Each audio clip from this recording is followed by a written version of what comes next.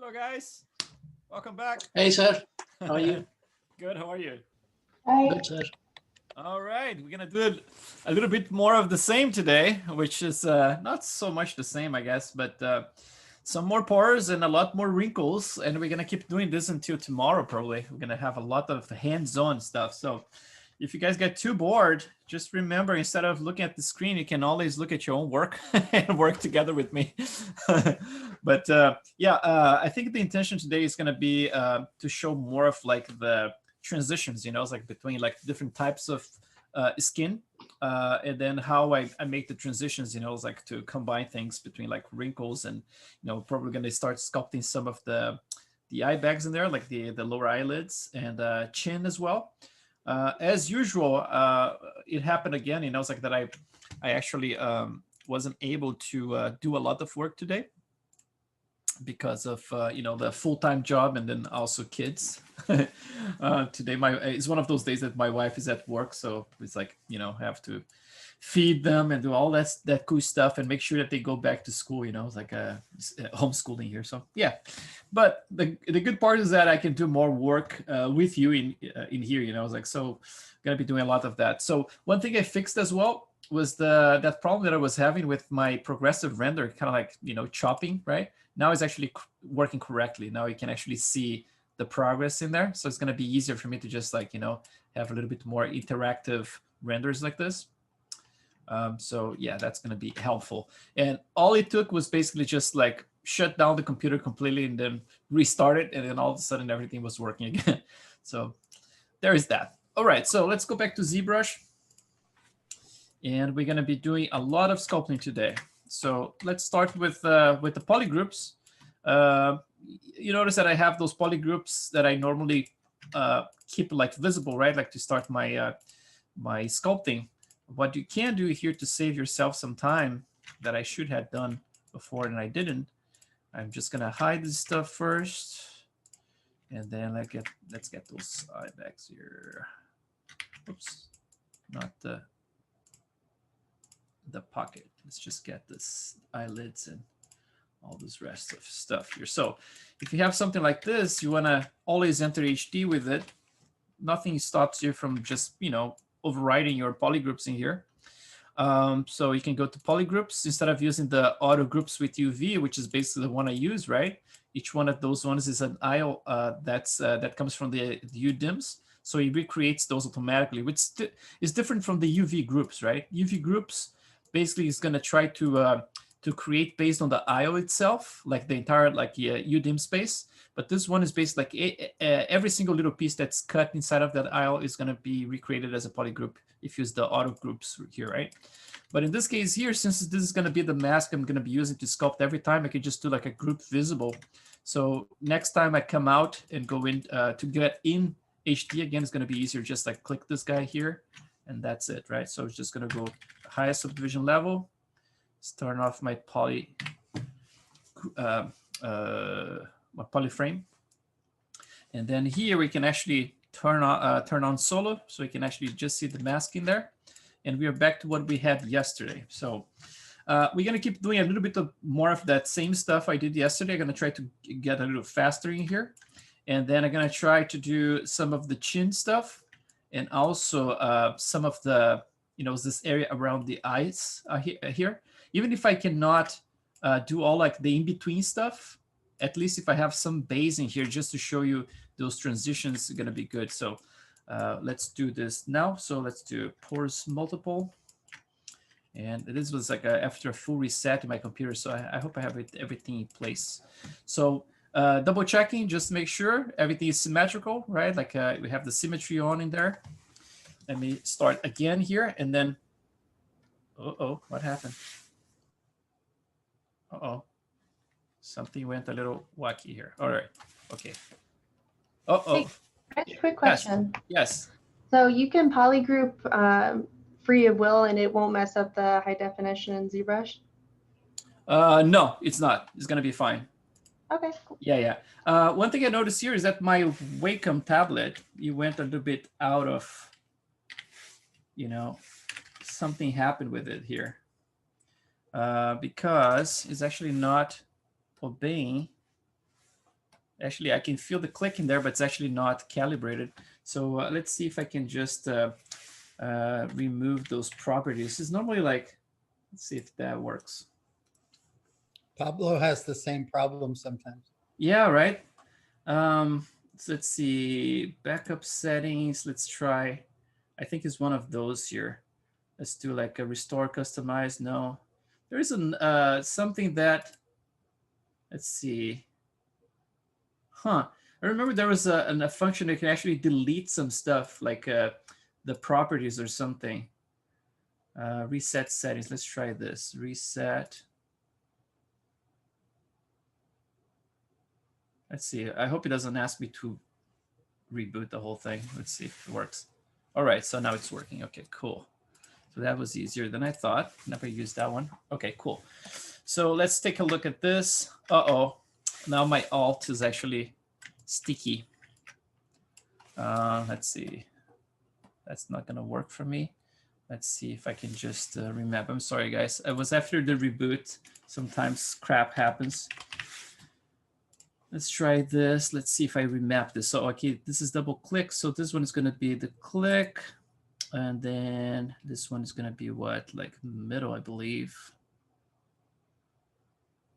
And right, I think is right here. Let's see if that's how I use it. Let's try and ZBrush here. Huh. Not actually doing it.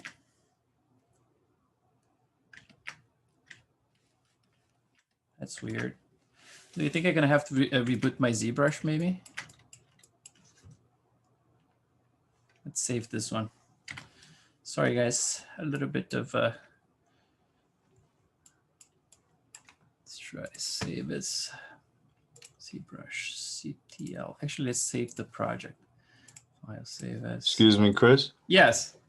Just had a question on morph targets in HD. They're different than the morph targets when you're out of HD, right? Yes, the one in HD is gonna work just while you're doing during that session. You know, if you're inside of HD, if you get out of HD, it's not gonna work. If you're outside of HD, it's kind of the same. You know, it's like when you're outside of the HD, it saves the morph target in the current resolution you're working on, right? So, for example, if you save it like at the lowest, you're only gonna work on that. So yeah, that's the kind of like the difference in there.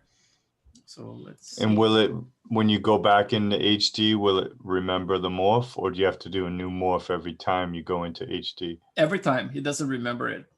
Okay. Yeah, that's why it's kind of like it's useful just for that specific session, you know, and then it kind of goes wacky again.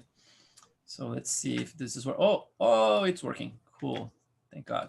All right, so let's do this again.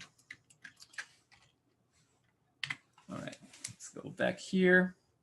And then the first thing I'm gonna try to do here is to clone a little bit the size of that brush that I was using here, right? So without zooming in and out, I'm gonna just try to, let's just, yeah, for example, like if I find that circle right there, so what I'm gonna do is just gonna click on my pores here, make sure that the circle is similar in size to that one. So, you know, something like this. So let's try going around. Let's start with one, maybe, yeah, let's get like closer to this around here. So I can go all the way to the edge around there. So it kind of like touches the next one without overlapping, right? It's important that's not overlapping. So around here, let's try to go around the lips. Let's save a morph target before you do this. And I'm gonna go like, I can go even over a little bit. So let's try around here. So we can have like, oops. Let's try that. Gonna rotate a little bit so you get a little bit of a buffer in there. And then now I can have like an in-between around here. Try to rotate, let's see, something like that. Looks a little better. And then, so it looks a little bit bigger than those ones around here, right? But that's expected when you're talking about like those areas more inflated like this. If the difference is too big, you can actually, let's draw it again. If it's too big, let's try to get a little bit closer to what we have in there size-wise. So it's a little bit smaller than what I just did. So a little bit smaller like this should be good. And then on top of this, obviously, you're going to be adding all kinds of extra passes, right? So it's not like the pore is going to be exactly like you see them right here. They have to be convincing and deep enough and all that stuff. But, you know, don't worry if they look a little bit not perfect. You know, it's like we're definitely going to be doing a lot of work around them. So let's try to get those ones a little closer here. Let's try around here. They start to stretch a little bit right there, but not a problem. We're going to use some of that stretch later. And I'm going to do another one. Let's see, the size is okay. I'm going to do another one around here. And then let's see if we can squeeze one around, maybe a little lower so it doesn't touch too much in there. Let's try like that. Something like that. So, and then here we can add one that's just like asymmetrical right in the middle, which is always preferable. Yeah, it started like to, you know, stretch down there. So I'm going to try to do it right at the edge and then blend that one back at some point. Let's try like this. And then right around here, another one like, let's see, that side. All right, so now I have some of them in here. We're gonna go back and then just fill some of those ones so I can actually show you guys the direction stuff. But then we're gonna do the same thing around the eyebrow. So let's just mimic this size here closely. And without like zooming in and out, we can just like try to incorporate some of that around here. So turn back on the symmetry. And then in this area here of the eyebrows, you're definitely gonna see the pores quite a bit, you know. So let's try to do this first. That's I'm gonna have to eyeball obviously, but the next one is gonna be easier for me to see the size, kind of like that. So just gonna go back here. And then trying to, you know, do different rotations, right? Like you're just spinning it around a little bit. So you have a little bit more variation. And then just like try to go over this entire area here of the eyebrows. But then when you get like to this area underneath, we're gonna have to erase some of them because that's when we're gonna start like blending everything, right? So you're gonna have to be careful with that. Let's try this. Yeah, the question that she had before about the you know, it's like the polygroups with HD. Polygroups or re-importing the base mesh, all that stuff, you know, is like it doesn't affect the HD geometry. The only thing that can affect the HD geometry is when you import a mesh that doesn't have the same vertex order, and then it tries to reproject, and that can become really messy, you know. So I would not do that at all. So around here, I don't even need to touch this area here. I just want a little area of buffer to have this blending. So I'm going to start a little bit lower in here because I don't need to get all the way to the eyelid because, like I said, we are not going to see any pores getting closer to that. But at the same time, we're going to need some in here to be able to blend. So I'm going to just like fill up this little gap in here. Let's try to draw my brush a little bit to mimic that around here. And then, well, I'm going to try to do it differently here. I'll see if I can squeeze two of them. Let's try it here. And then another one around here. Let's see if we can do that. Maybe with the specific rotation here. Yeah, something like that. I'm going to blend that area anyway, so that should be good.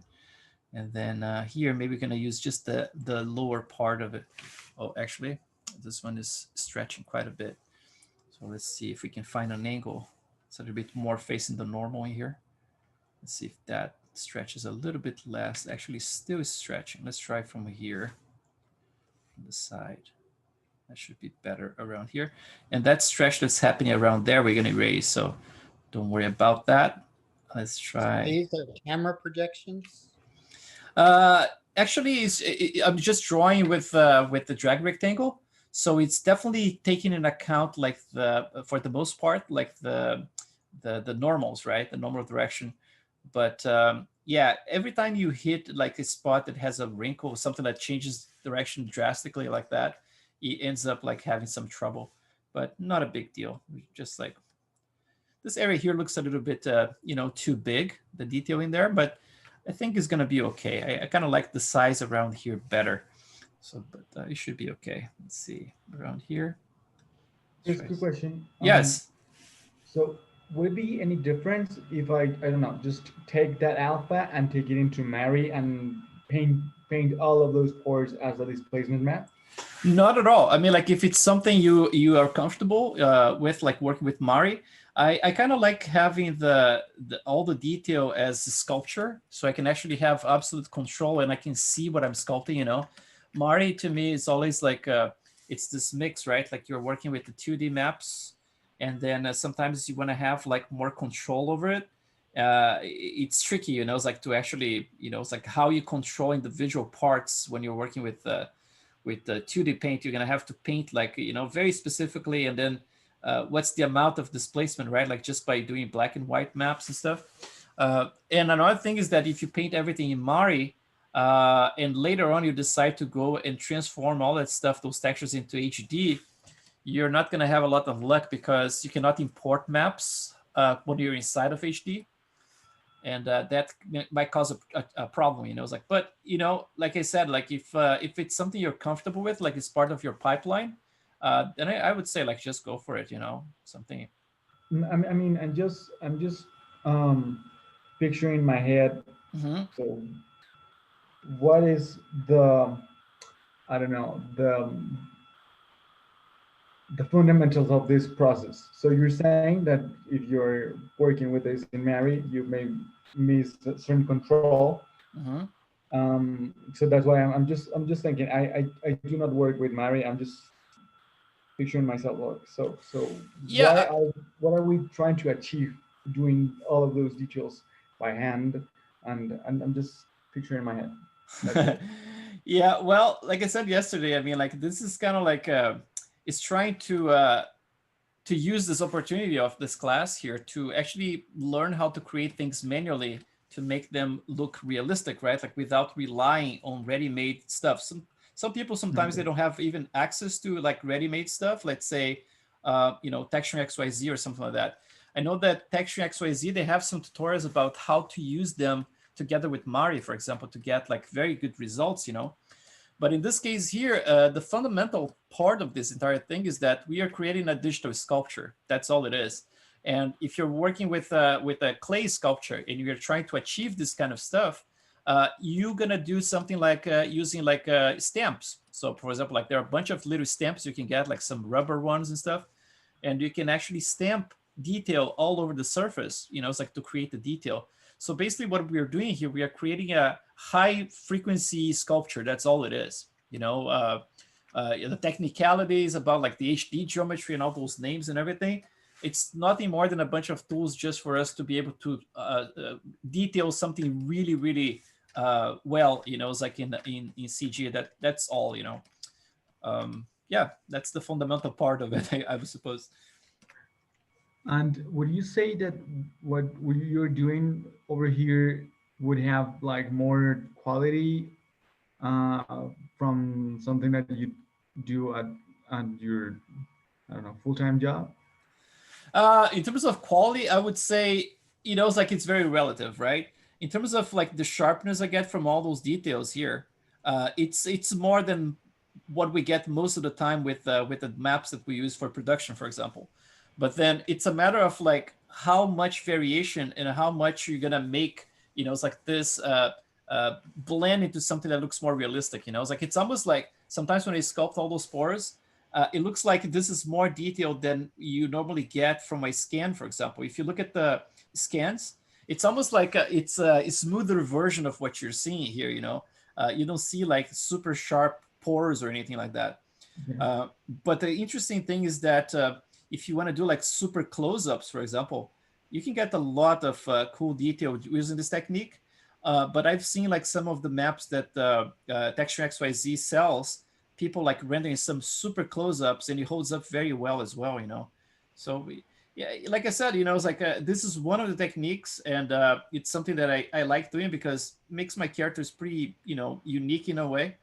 But nothing stops you guys, you know, it's like to use whatever it's at available to you, you know. It's like if you are comfortable with Mari, Texture XYZ, I say like, don't stop yourself. And, it's like, if you do this, I would recommend doing a little bit, at least, it's like for you to feel how the process works, because that might be useful in the future, even if it's like under a different circumstance, like let's say like with creature work, but then during the class, if it's something like, okay, it's stopping you from finishing your work, for example, if you have a character in development and you feel like, oh, this is going to take me like, many weeks to do this way, then I would say like just ignore it, or combine it, use a texture XYZ as a base, and then you can come with a technique like this and refine the forms a little bit better.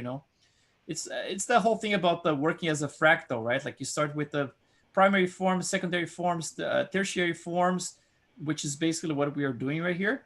And everything is under your control. That's what I'm saying, like in terms of control, it's like I'm placing those things exactly what I want.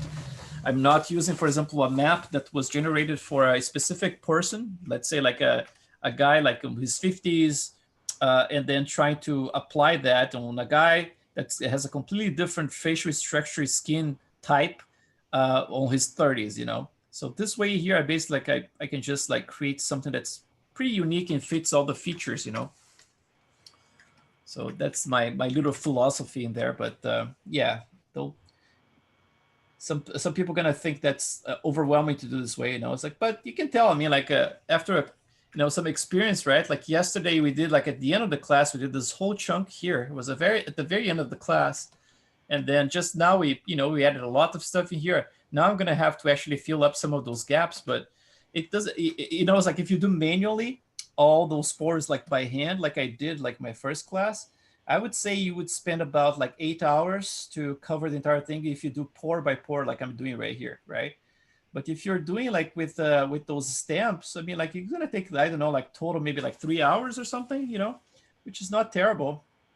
It's the kind of work that is definitely it's not gonna make you smarter, right? It's the kind of work that monkeys, if you teach them, they probably no, not really, but it's the kind of stuff you have to get your head out of it. It's like find some good music you like. It's like in just you have to zone out basically, to do this kind of stuff. Otherwise, you go crazy. You're just like, oh man, that's a lot.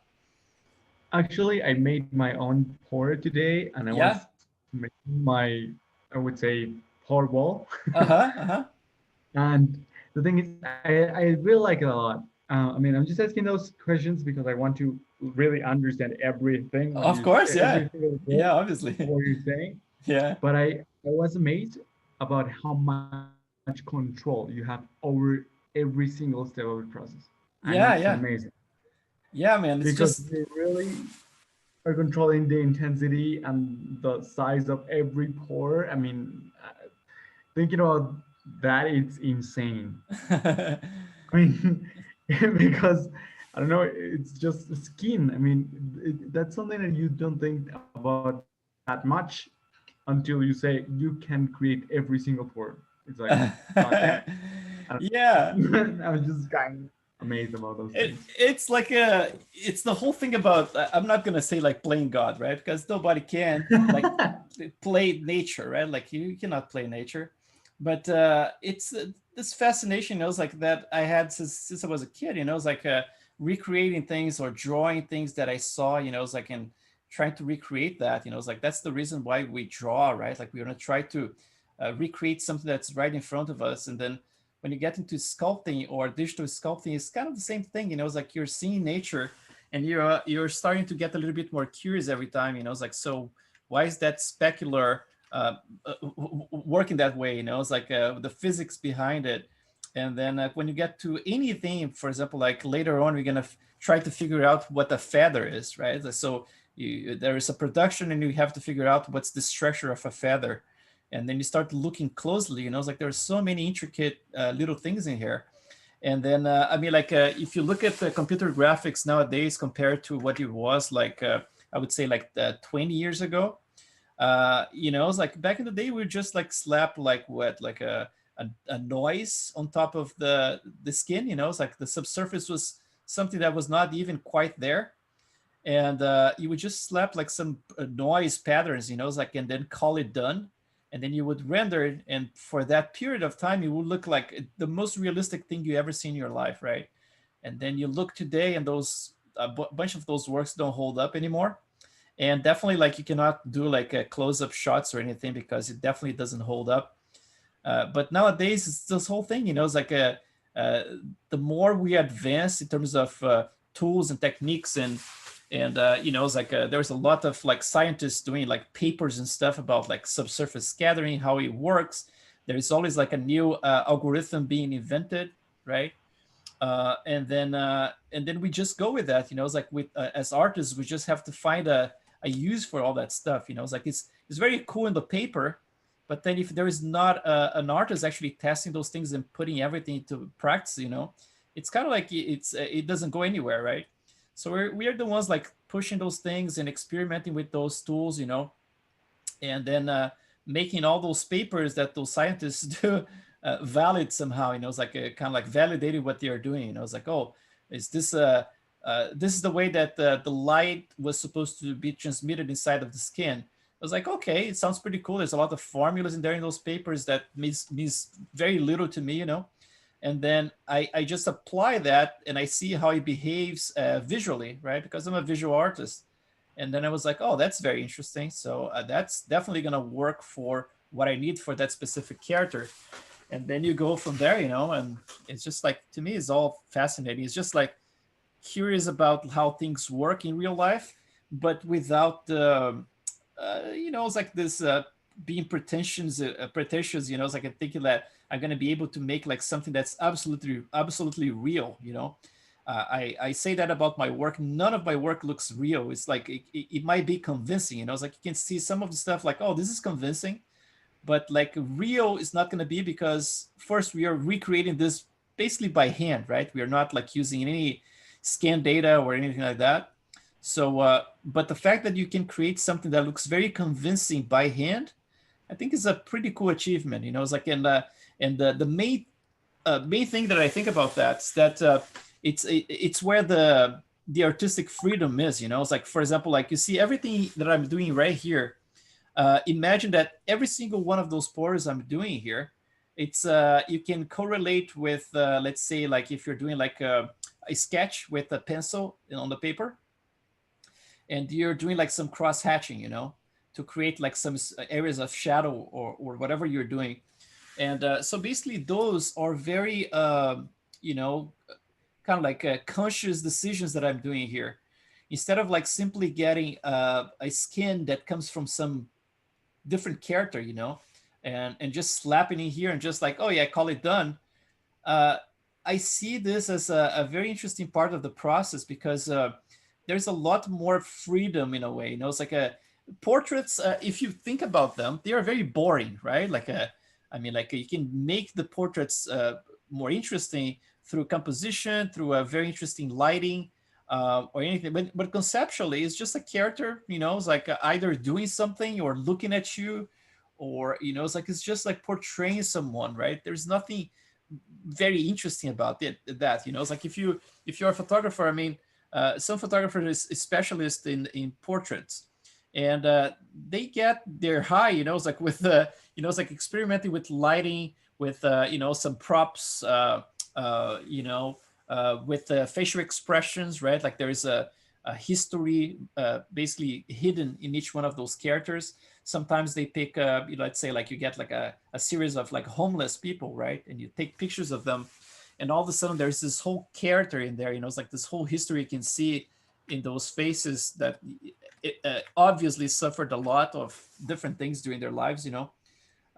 But when it comes to us in here, it's you know, it's like I see this as an opportunity for art creation, you know. It's like really having like absolute control about everything that I do in here, almost like if I was sketching, like you know, it's like doing a drawing, and trying to capture those little moments in here, you know. Every time you see something like this from a distance, right, it's not very interesting. I mean, there is a lot of stuff in there. I know that's going to break up the specular and everything. Look further like this, it doesn't make any difference, right? But then that concept of fractal, right? Like if I could go, for example, like really close to them, I could break up this stuff much further than I have already, you know. But it's the kind of stuff like I want to render those characters like with the high resolution, for example, like close-up faces and everything. So I want to make sure I have enough geometry and detail in there to hold up, you know. But yeah, it's, I would say like a lot of this stuff is mostly kind of like not conceptual, but you know, like philosophical in a way. This thing about you know, being able to recreate something from life and in a way that looks convincing, you know. It's like George Seurat and the Pointillists. Yes, exactly. I mean, like there's so much about like, you know, like the whole thing about the impressionists, right? Like the way that they try to capture, you know, like you look at, I love like art history, right? And you see, for example, like during a period like with the flamencos, right? Like those guys painting everything, Van Dyck and, you know, and all those guys like doing Van Eyck, right? Painting things like everything is super high detail. So you could like use like a lens, right? Like and see all those tiny details in the paint. So they would get like very, very small brushes to be able to accomplish all that stuff. And then you see the contrast with the impressionists, for example, where they're not interested in represent the detail, but rather the light, right? So capture the impression of the light. So they care little about like the details, but they care about what the image represents in terms of the mood, right? Like, so the lighting is normal, like it's a sunny day, for example, you're gonna get like the pointillism, right? And then you're gonna get the impressionism. And you're gonna get some guys who are gonna, you know, be like way ahead of their time. For example, Velasquez, right? This guy here, you look at his paintings, for example, it's almost like a mix between the two worlds, right? Like it's still like in the 1600s where people were kind of focused on detail and all this stuff, but his paintings are so loose, you look like closely to anything that he did, and the brush marks are all in there, and they look very impressionistic from a close up. And then you go from a distance and they look like super realistic as well, you know. So it's like it's a very interesting style. That's why he was one of my favorites, you know. His style was very, very awesome. I don't know if you guys have read an interview with Ian Spriggs recently, but something I didn't know about his portraits is that he puts little nuggets of showing that it's digital inside of his portraits. Like, for example, in one of them, the reflection in one of the eyes is actually the reflection of him sitting at his desk, computer desk.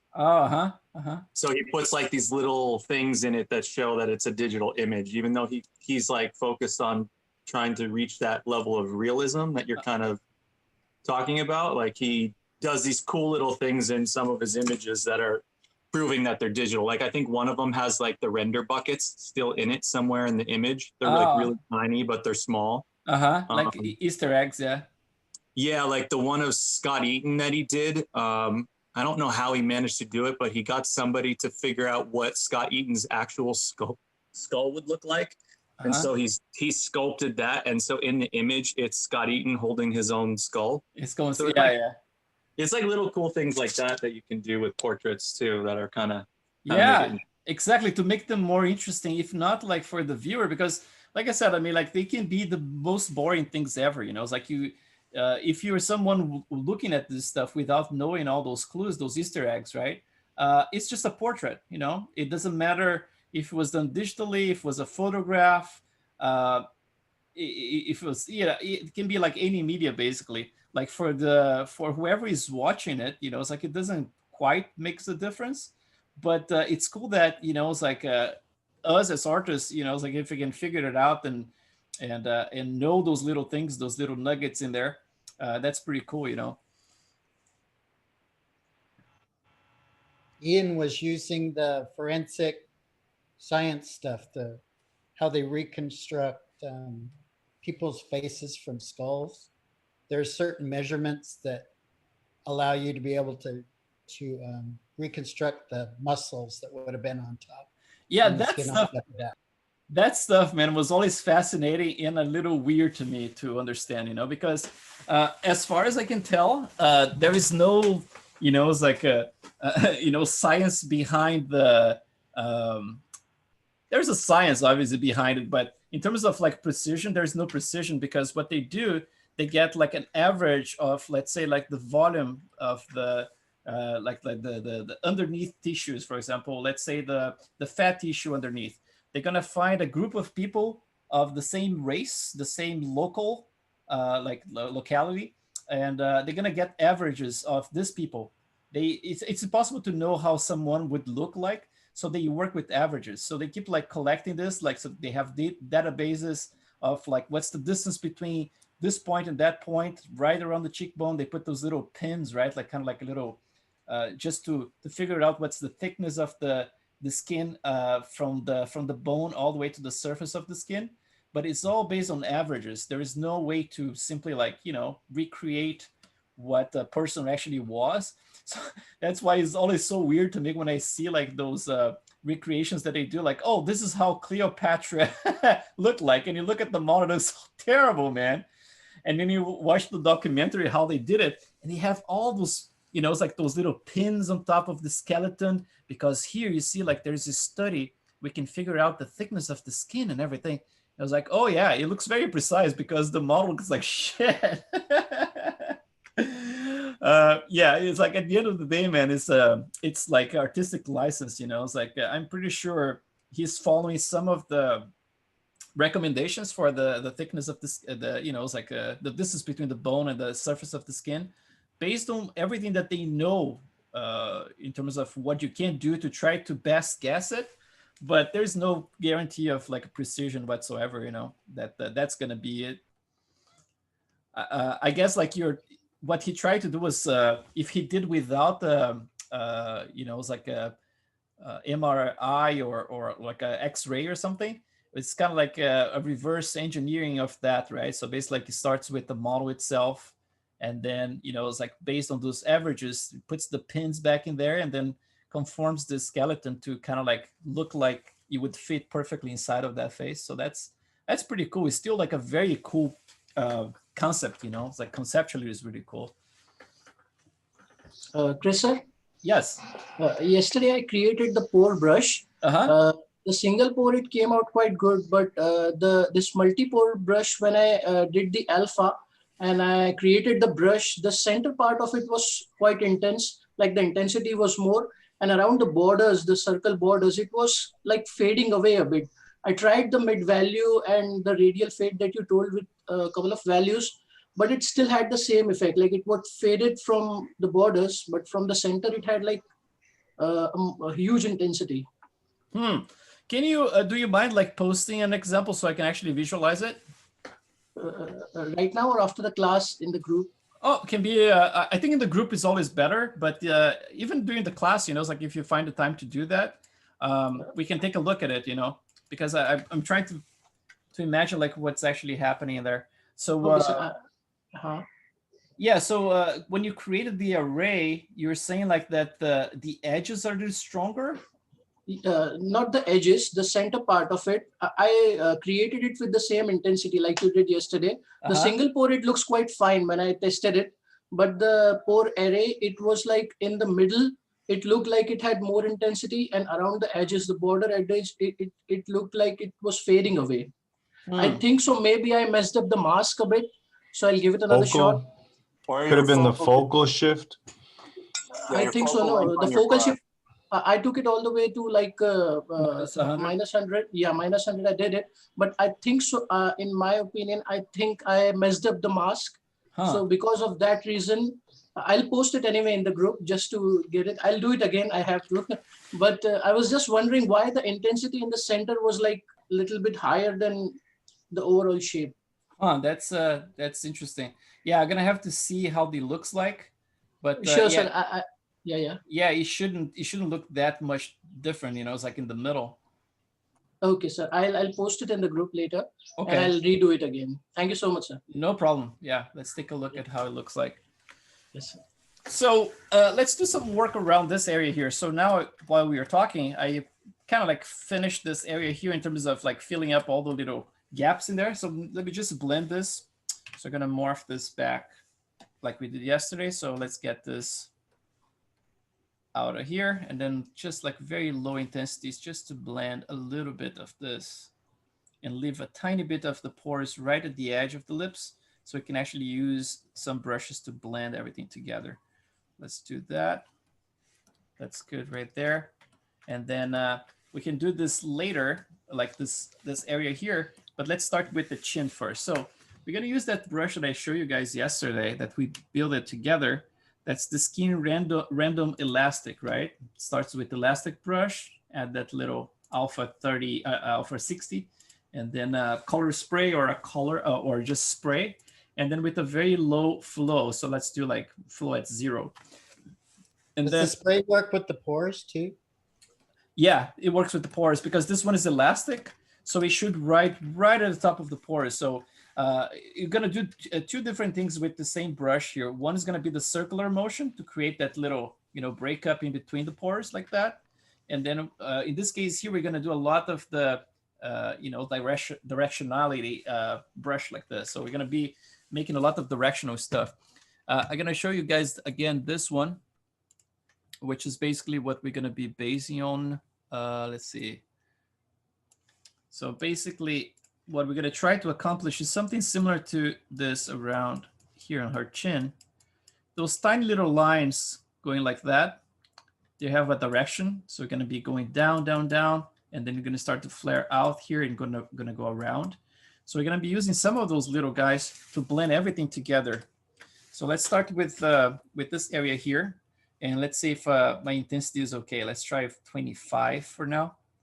If I do a little drawing here, that's okay. I actually gonna increase my my stroke here from 0 to 0.10.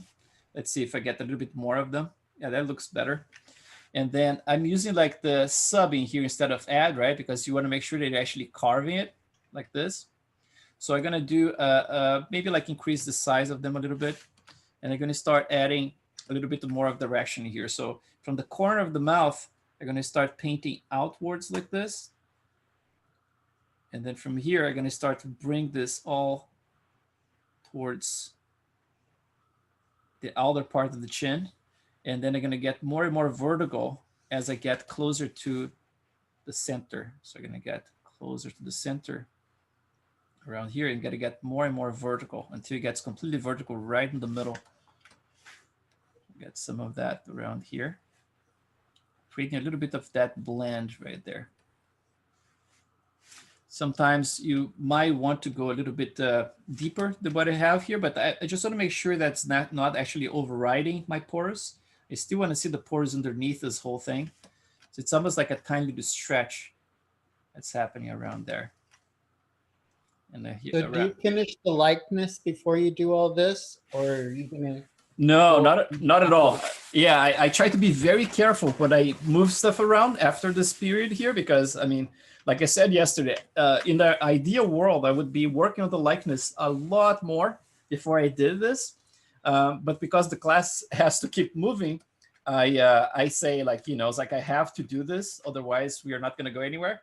But then in your case, I mean, like if you guys have the chance to work more on the likeness before you go here, even better, But then after you do this, you still can keep working on the primary, secondary forms, as long as you are careful about how you move things around. It's like if you're doing like a movements, for example, like this area here, right? You don't want to do something like this, super localized, right? It's going to stretch the whole thing. It's going to look awful. But if you do like with a bigger brush, for example, something like this, it's okay, right? Like you, obviously you're not going to be sculpting at the highest level. You're going to go to a couple of subdivisions lower than this and then work on that. But for example, like large areas like that, you should do like a little bit of a stretch, but no different than what the skin actually is going to do if you have like a change in expression, for example, right? So I would not worry too much about that, but be careful, right? Be careful the way you move stuff around.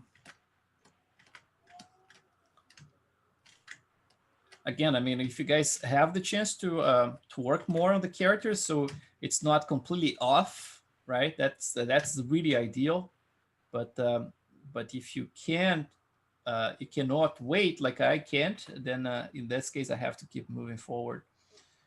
So I'm gonna keep doing those guys now. I'm gonna be pulling out.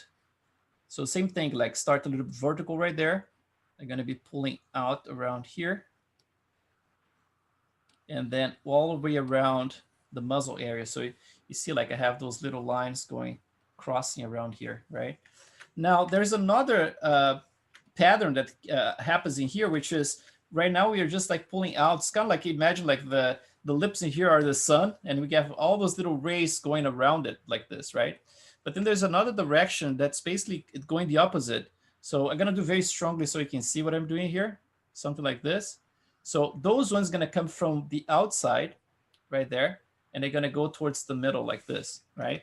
So it's kind of like it creates this little pattern that crosses right around there. So I'm gonna do this as well, and I'm gonna try to keep low, let's say 25 again, because I don't want to destroy anything that's part of my pores in there. So doing this, you're gonna add a little extra layer of complexity to the skin. That's gonna end up like kind of like a disguising the pores a little bit, because we don't want to see like the pores purely, right? Because they don't look very interesting when you have all those tiny holes in there without any structure in underneath. So I'm gonna just do like create this pattern. It creates a little bit of a cross hatch pattern right when they cross around here. And then keep doing this around here. And then around here, I can do the same thing. So for example, if they are going that way, like this, right? I'm gonna go now a little bit more in the same direction as the, you know, it's like the nasolabial, kind of like crossing the opposite way. Without going too exaggerated, obviously, right? You can see like from a distance, the pores are still there, right? But let's say if you're using like a very, very deep pattern like this, see like you can easily obliterate everything, right? And that's not gonna be good. Remember that this is just gonna be like an extra layer of complexity when the specular, you know, is riding over the model in here. You're gonna see like some interesting breakups in there. So back to 25 in here. And I'm gonna do some of that around here as well. So I'm gonna start actually going from the inside, like the top of the beginning of the, you know, the nasolabial here. And then I'm gonna start to actually riding a little bit. It's kind of like a diagonal from the nasolabial itself, kind of like flaring that direction right there. So I'm gonna do, again, like very strongly so you can see it. So what I'm doing here is something like going this direction a little bit more. Something like that. But I'm gonna do it like in a very subtle way. And then after we have like, of course, like everything we're doing here is texture, right? We're doing texture everywhere. And then from time to time, we're gonna have to find little pieces here and there that we wanna reinforce by adding like some custom wrinkles.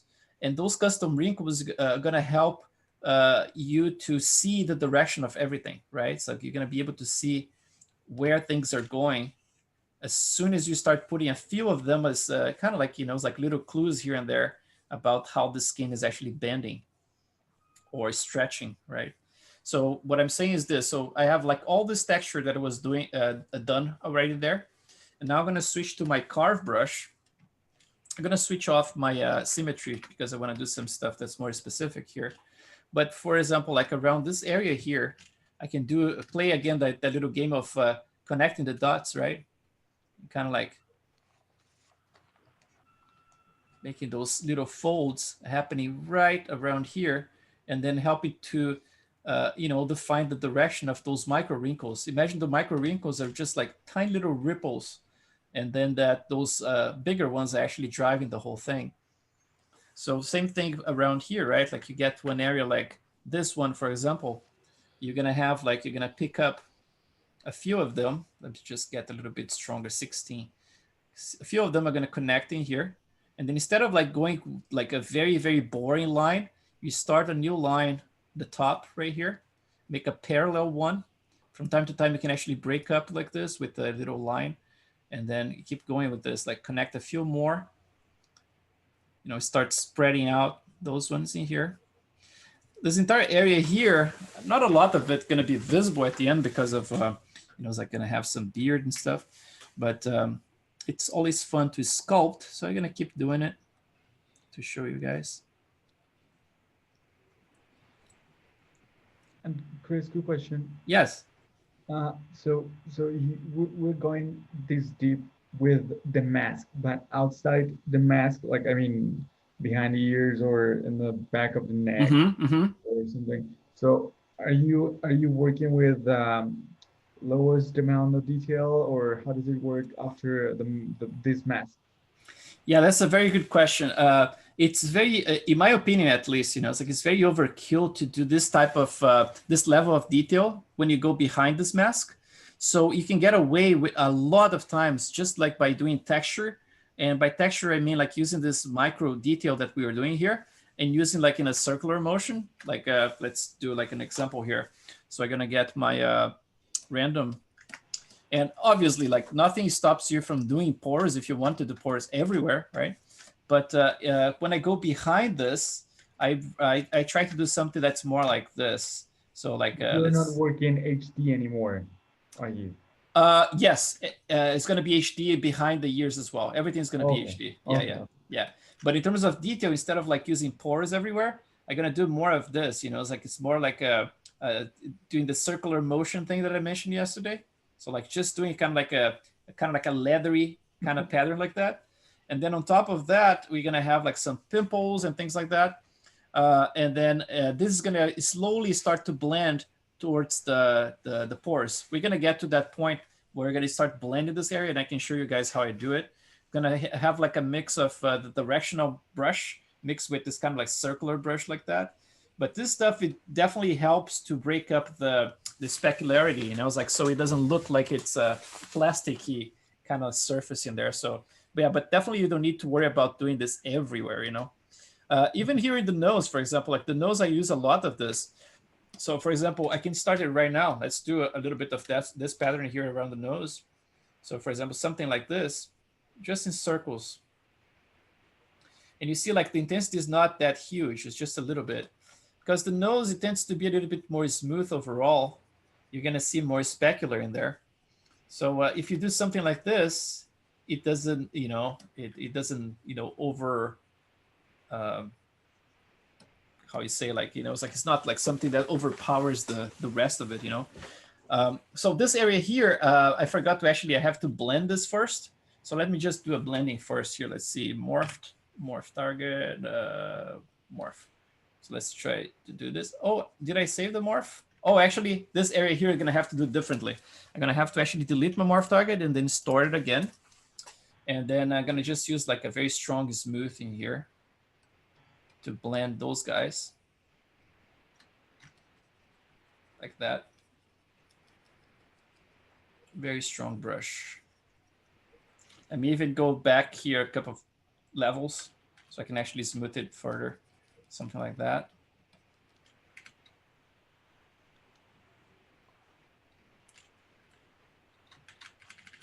Okay. And then here now we can just bring it back to life by using the morph brush. Okay, morph. Oops. Intensity 2. Just blend some of those back just a little bit like that.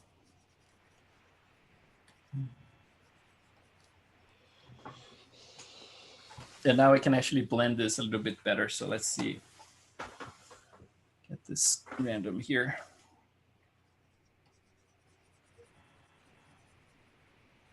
You see, like when you have them a little bit shallower, you can actually, it's easier to blend with whatever other surfaces you have around it. This blend here, we're going to improve it, as we go. But for now, so I'm going to switch like to symmetry off, and I'm going to keep doing it just like in circles like this. I think I'm going to leave the eyelids to do it tomorrow. And today, let's focus on those areas that I'm working already, like the nose, and let's do like nose, and then, it's like the chin. We have lips to work as well. Lips are very important. Everything is important, right? But in terms of like the difference in types of skin, it's very cool to incorporate some of that stuff. So you see, like it's a very, very simple pattern at this point. Just like kind of like leathery skin. So let's do this.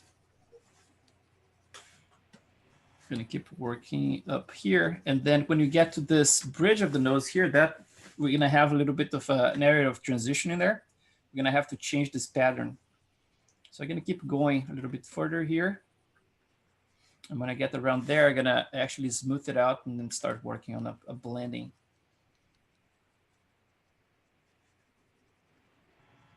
When you get around the eyes in here, then you can start working with direction again. Instead of like going in circles like this, now I can start actually, you know, bringing to a certain direction, for example, like from the corner of the eye towards those little pores in there. And I can start flaring this all the way around like that. And then obviously this area gonna have to just blend everything out. No pores should be visible around there. But let's see, let's try to do this now. Let's see, morph. Actually, I'm gonna have to smooth it first and then morph it. So let's do store. So let's smooth this with, actually smooth stronger. So let's go again to the brushes. Smooth here, smooth stronger right there. And let's just like wipe this completely. Let's see right there.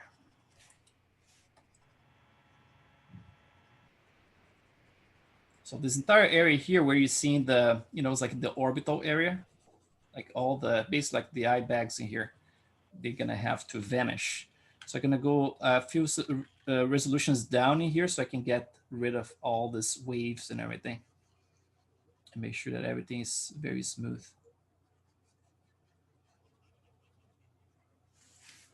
From there, and then let's go back up. So I got a little bit of them in there. And then we can do that little reverse, right? So basically do like a morph target, morph brush. And we can bring a little bit of them back just around here, just to blend it better. But you know, it might be a little bit too high still in here. I might have to actually eliminate some of them because it's fairly simple. You know, it's like this area here, it has very interesting wrinkles and everything, but pores really stop happening around this area. So they might still be a little bit high in there, but we're gonna take a look. Let's see, go to the skin random again. And then when you get to this area here, this area has some interesting like micro wrinkles. They are very horizontal, you know, it's like from the compression, you know, it's like from different facial expressions and everything. So it's gonna be a combination of things. First, we're gonna have to fill up a little bit this area with some of the pores. So let's see if I can just add a few more pores in here. And then we're gonna start blending them. Let's see, something like that. It might be a little bit too deep. Let me get my pore to look a little bit less deep than that. 42, let's try to 38 or something like that. That looks nicer. So let's try to just fill up this area a little bit and then blend it. Question about, real quick, about the array pores. Mm-hmm. Have you ever made like a quarter of that, you know, where it's just maybe 10 pores so you can kind of fill those little areas, even a diamond sort of version? I never did actually. Like I know what you mean, like a smaller one, so I can actually fill up those gaps a little faster, right? Yeah. Yeah, I never. Seems like it might be helpful, even just like a quarter, little patch, you know. Mm-hmm. Yeah, I thought like if you did a star pattern, you'd be able to put the points of the together. Yeah, that might be like a good puzzle, right? Like to do that way. Even.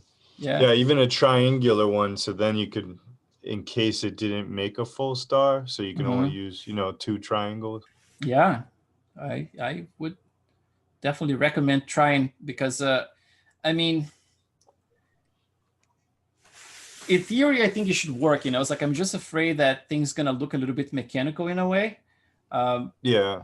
You know, it's like when I have like those large gaps like this, there is a lot I can do in those in-betweens, you know, but I totally get what you guys saying. Like if it's something that really works, I would say like try it, and then if it works, I can, you know, it's like later on I was like, oh yeah, you guys are right. I'm gonna adopt that. I'm gonna steal it from you. So check this out. Around here now, we're going to be doing a different type of pattern. So around here, I'm going to start breaking up. Oops. See, like there's this bug with ZBrush.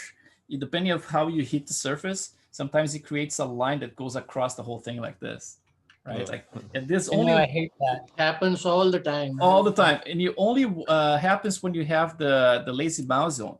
So I'm gonna turn off the lazy mouse just for this, and that should prevent this from happening. But when you turn off this lazy mouse, things get a little bit different. Like it's not the same type of detail anymore, but it should work.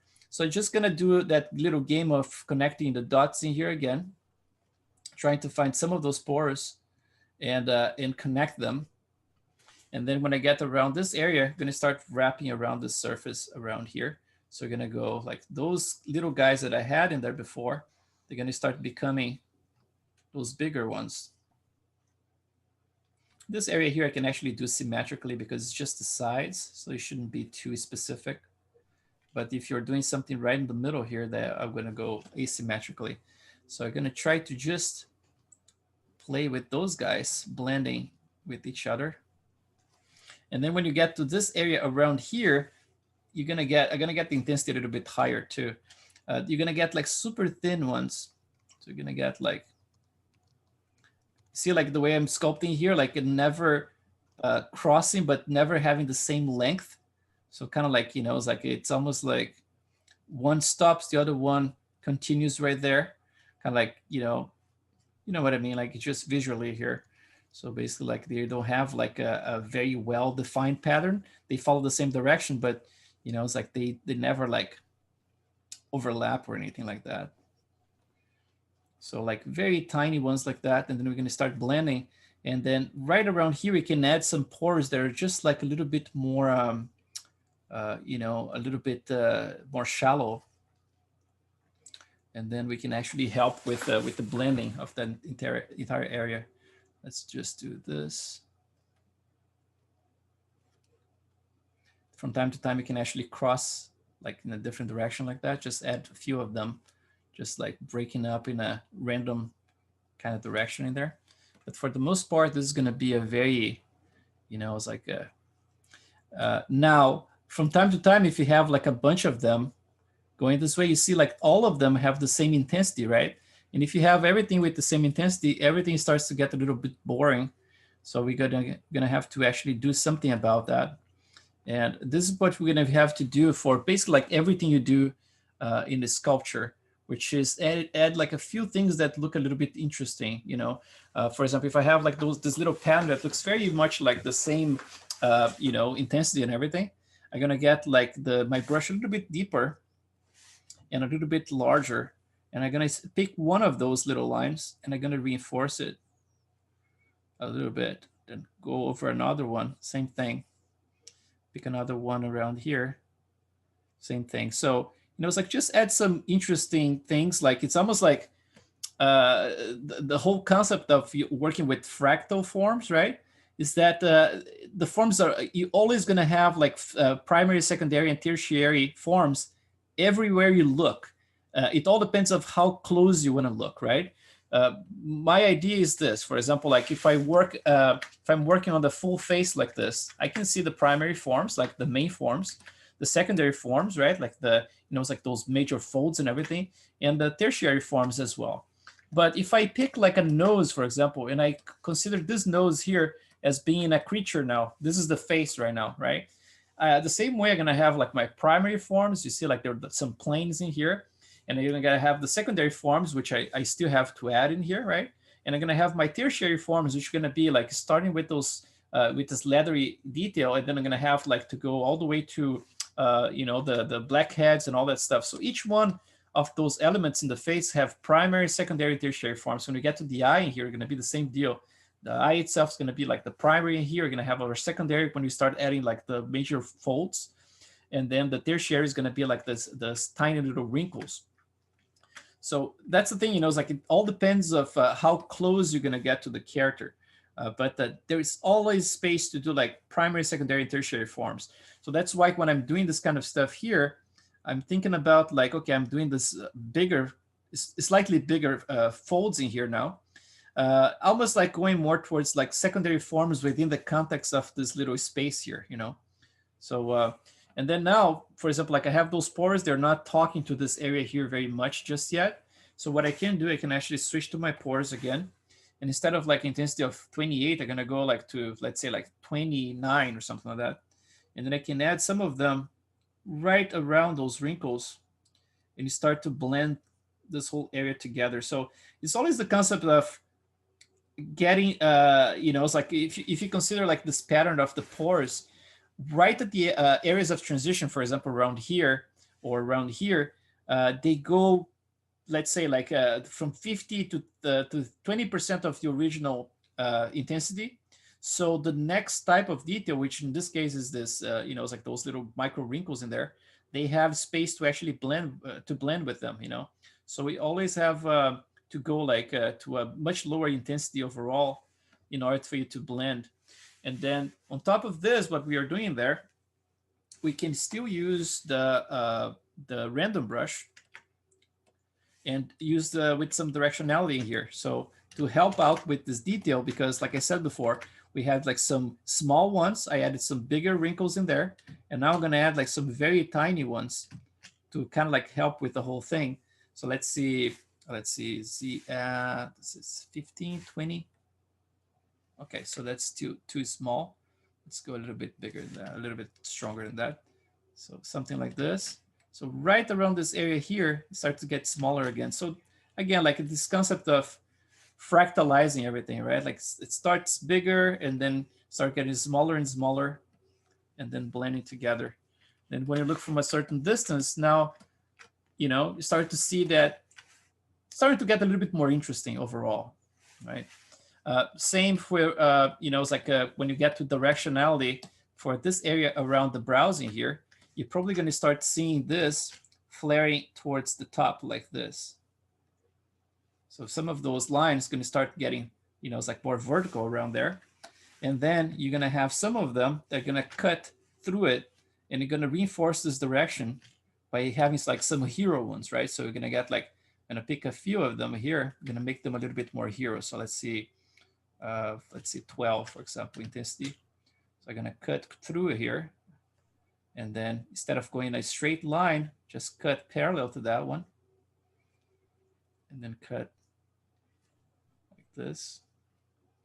Have everything to follow that same direction. And then from here, I can actually pick another one. Start doing this. So at the end, you're going to have something. Let me just pick this one to show you guys. Let's see. Images.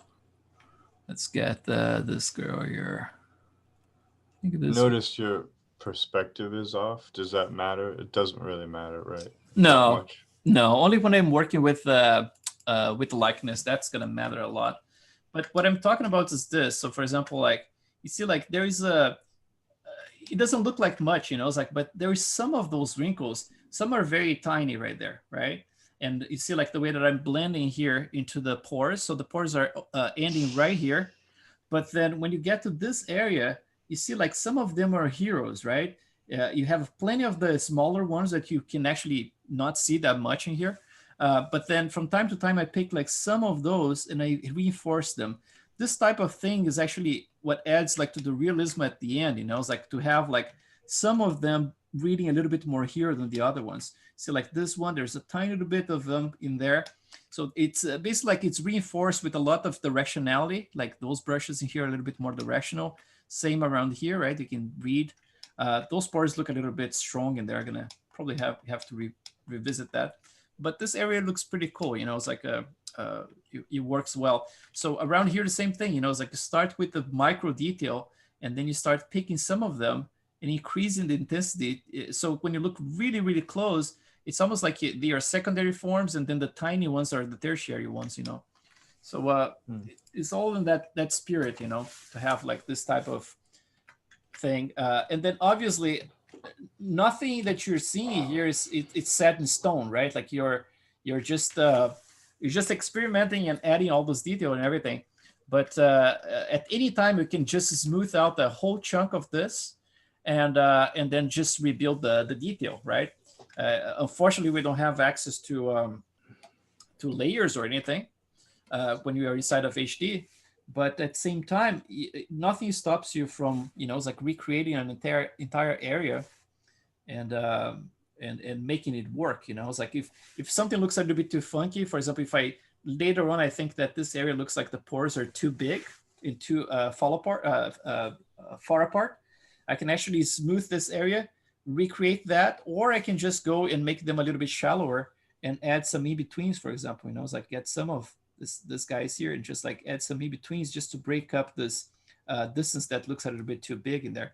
In general, if something is not like it's not too big of a difference between the sizes and everything, it's like it still makes a little bit of a sense in the context of the rest of the face. It should work fine once the subsurface scattering is in there, because the subsurface scattering is going to soften this whole thing. All you're going to see after you render is going to be basically like revealed by the specular maps, right? If you don't have enough specular maps, all this stuff going to become completely invisible. But once you have the specular maps, it better be believable. Otherwise, it kind of falls apart. It's like, but for the most part, I mean, like if you follow the stuff I'm doing since yesterday, it should be good enough. It's like you should be able to get some good results. Obviously, like the skin shader is going to be necessary. And then, yeah, this is coming next days as well. I'm going to be opening up my skin shader and then talking about each one of the nodes so you guys can reproduce it one-to-one, basically what I have. Would you mind showing us the model for that woman? Oh, for that woman? Sure. Yeah. Let's see. Let me just save this guy here. Let's get out of here. I noticed yesterday, these pores look really visible, but then when you did the render, they look normal. So. Oh yeah, exactly. And I went through that process, man. Like in the past, I would say like, I would try to do them a little bit softer. Like I try with in my latest model, actually, the latest model I did, I went a little bit too delicate with them. And when I was rendering, they're basically not visible at all, So yeah, sometimes you think like they are too exaggerated, but they're just right. So let's see, let's open this. Let me just do like a backup in here as well, because I don't want to lose anything that I just did here. So let's do. Maybe because we're working with just the mesh and we're not having in mind like the scattering, it's gonna diffuse some other details. So all of those passes are going to give another look to those pores. So you have to make them stronger. Yeah, exactly. And on top of that, there's the micro bump that we're going to apply over the whole thing. And the micro bump is going to help to actually even out everything, So even if you have like certain pores that are a little bit too distant from each other, and that's not like completely even, when you add that secondary pass on top, things look a little bit more even overall, So let's see. So let's open, this one is my albino girl here. Let's see. Look at the number of iterations, right? Like 96. Let's see.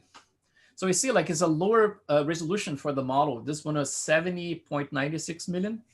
And that was basically my old topology, which looks like crap. This one actually is more even overall. That's why I redid it. But check this out. Chris, quick question. I just have a lot of curiosity. How much storage do you have? How much storage? Yeah, I mean, in terms of like your hard drive. Oh, my hard drive. What I have is actually two hard drives, and they are 10 terabytes each one, and they are the mirror of each other. So basically, like they work as a kind of like a RAID, right? Like an array. And they actually copy and make a copy of each other. So if one fails, the other one is there. So, yeah. So it's kind of like that. 10 terabytes. That's crazy. That's great. That's awesome. Yeah, but you need it. Yeah, but you know what? Like from time to time, when I'm not too lazy, I actually go through those scenes and I delete like every 5 files. So for example, I only leave like files ending with 0 and 5. So for example, like 10, 15, 20, 25, and then I delete everything in between just to clean it up. And on top of that, I have those hard drives happening here, like, synchronizing each other. And then the main one actually synchronized with my Google Drive as well. So everything I do here is automatically being sent to the cloud because, you know, like I would say like for 7 years, for 7 years, I never saved anything, man. I only had everything local. And then a friend of mine told me like, dude, you're insane. If you lose, you're gonna lose everything. I was like, you're right. Yeah. So I started with the Google Drive thing, and now it's pretty much like it's automatic. Everything I just did, those files are just saved. If I look in here, you know, it's like there's a little, it's already working there, backing up. So yeah, I've seen that. So yeah, it goes. I use Dropbox. What's that? I use Dropbox because you can actually have a folder on your drive that automatically syncs up. Oh yeah, I can do that too. Same with Google Drive. With Google, yeah, they both do that now. Yeah, they have this. Where is it? It's this thing. Google Drive file stream. So this is basically like my drive, and that's the stuff that's being, you know, sent like to Pixelogic and stuff. So they have access in there. Yeah, and this is the config file that I shared with you guys the other day. It's actually I saved locally, and then it just uploaded for me. But let's take a look at this girl here. So if you go, for example, like from a profile, let's see if we get like, you see like the type of, you know, poly groups I have in here. I wasn't able to capture, for example, her ears. I would have to sculpt, for example, an area like this, and then pray that I got like the shoulders, but probably the shoulders not gonna work. So I'm just gonna, you know, hide this area here to make sure I get the entire face. Let's see, something like that. And let's try to enter HD. Let's actually hide the back of the head too. So just like a mask like that. So if I enter HD right here, let's see how the detail looks like.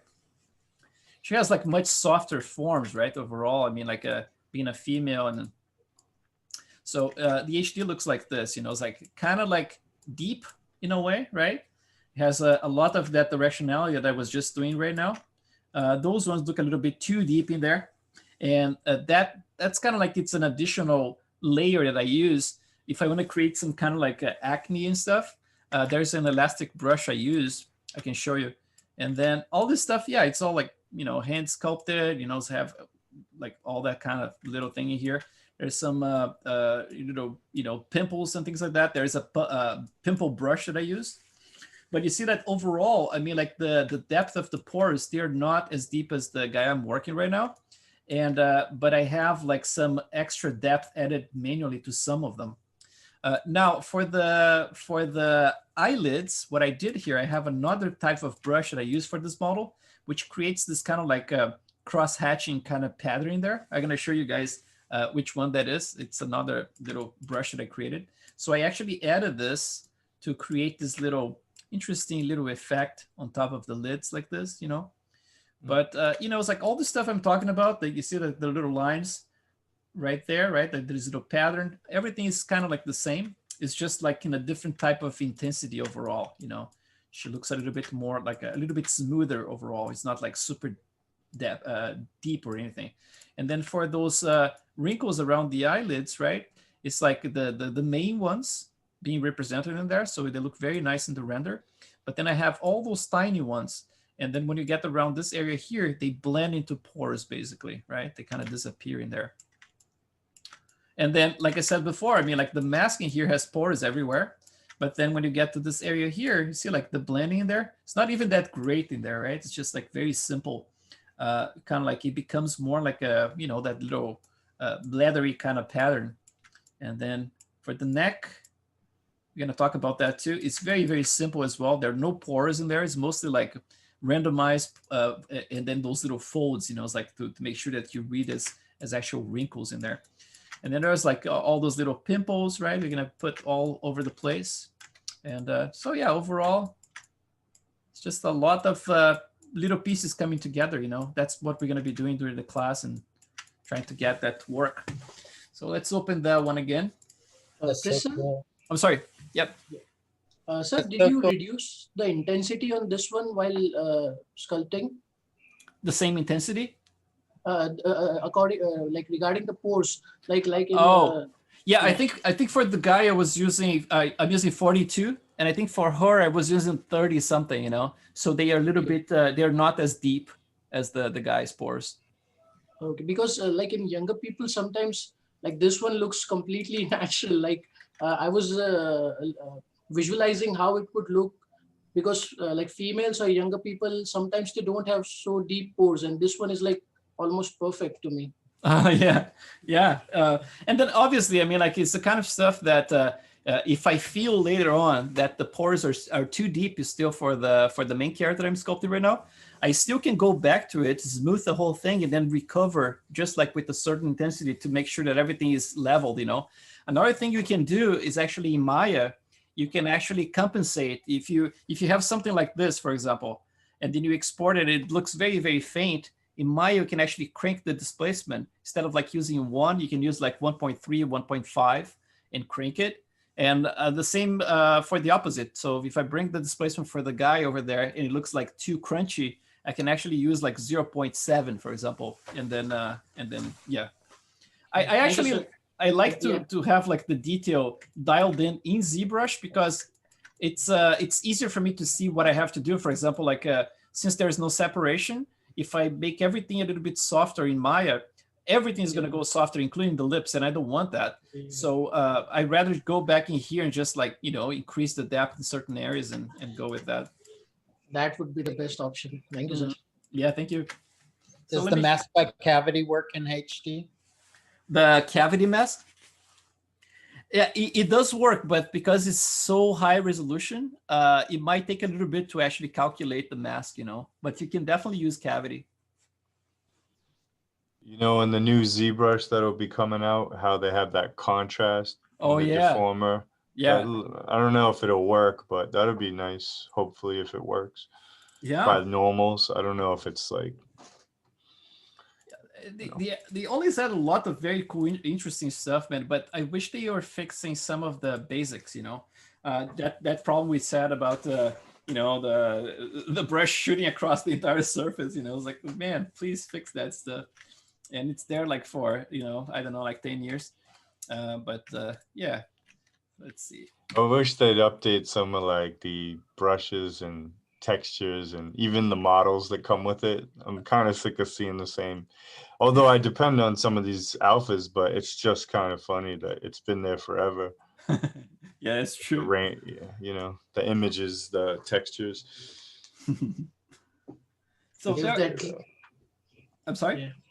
If that glitch goes unnoticed, it would be a real pain later on.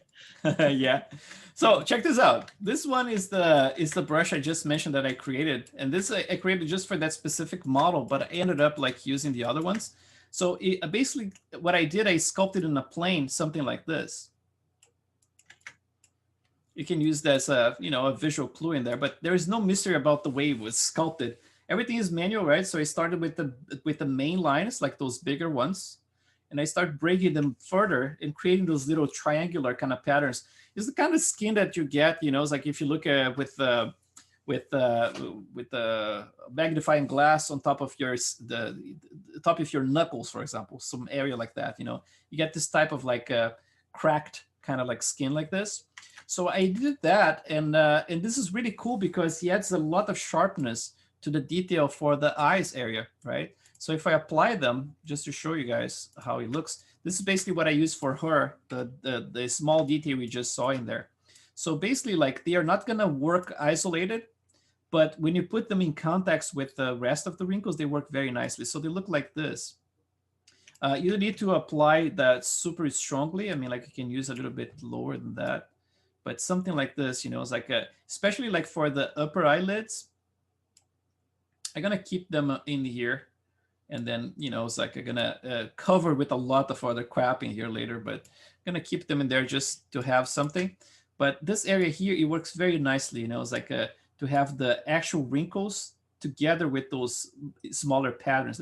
Let's do the opposite, like upside down like that. So for example, if I have something like this, it's just a tiny little texture, right? But if I add that, and then I come with a natural, let's just cover the entire thing since I'm here. Let's keep going here. And the important thing is that at the end of the day, everything has to be mixed. Otherwise, it screams at you. You know, it's like you're going to see like, oh, fake, right? Like it's the first thing you think. But if you do like in a smart way, those things actually blend and start to look very interesting. So instead of like having something super simple like that, later on, I'm going to start you know, let's just turn off my symmetry here. So I can have like some of those patterns starting to blend with bigger forms.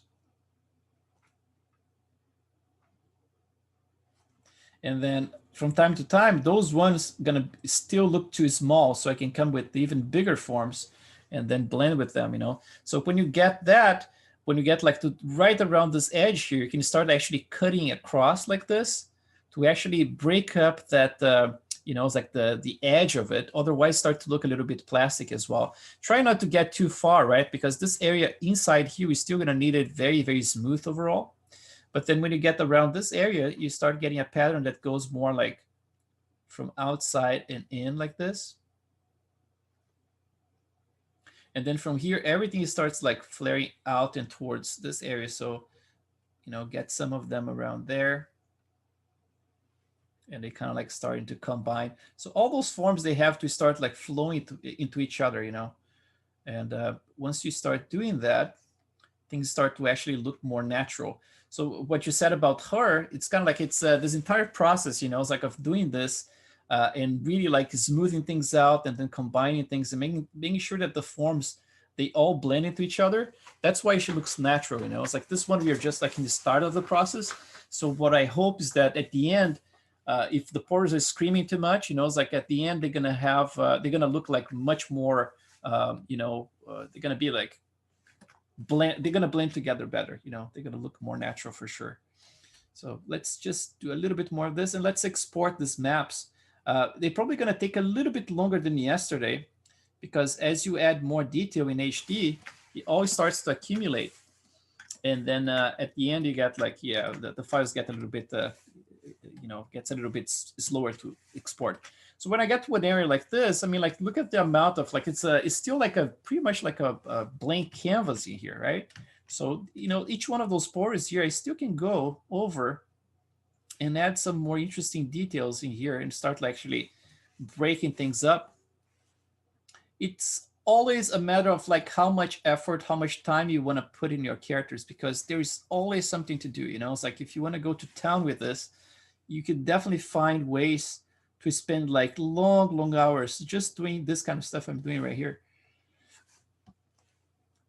But again, like it's up to you guys, like how much you're gonna push, you know. In terms of like the techniques that I use, I'm gonna be showing you guys basically everything I do for those characters. You know, it's like if I show another example of another character and you say like, oh, can you show this one in 3D like he did with her, you know, I have no problem showing it as well and commenting about how it's done and showing what type of brushes I use for whatever areas, you know, because I want to make sure that you guys are getting the concept.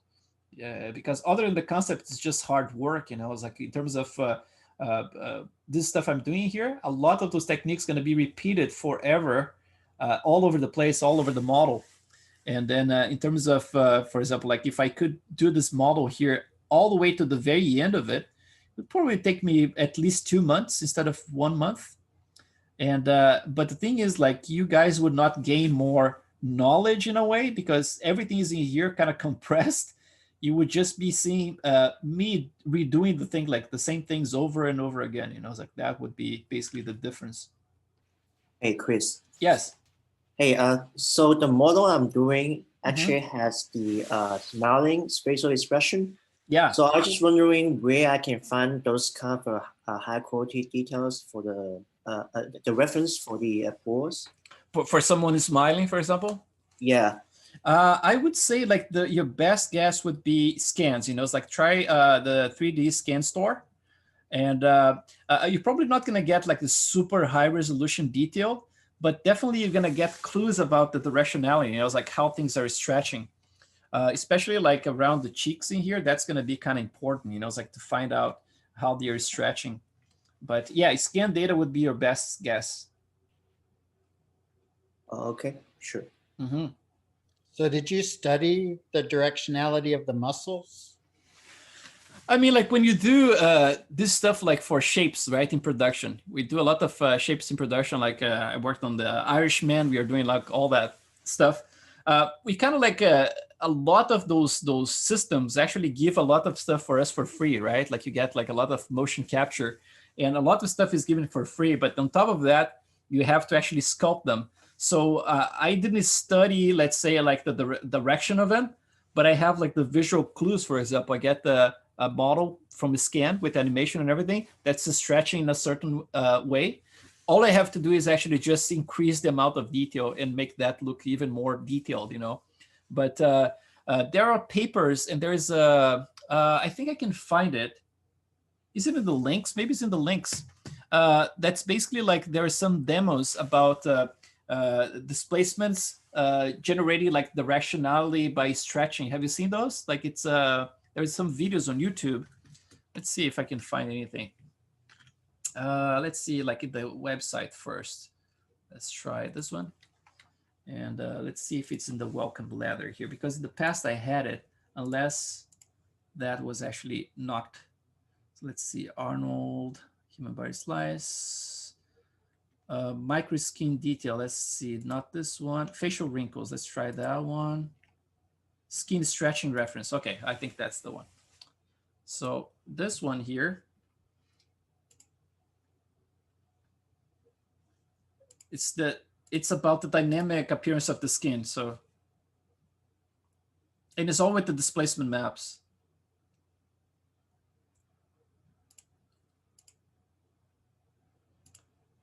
So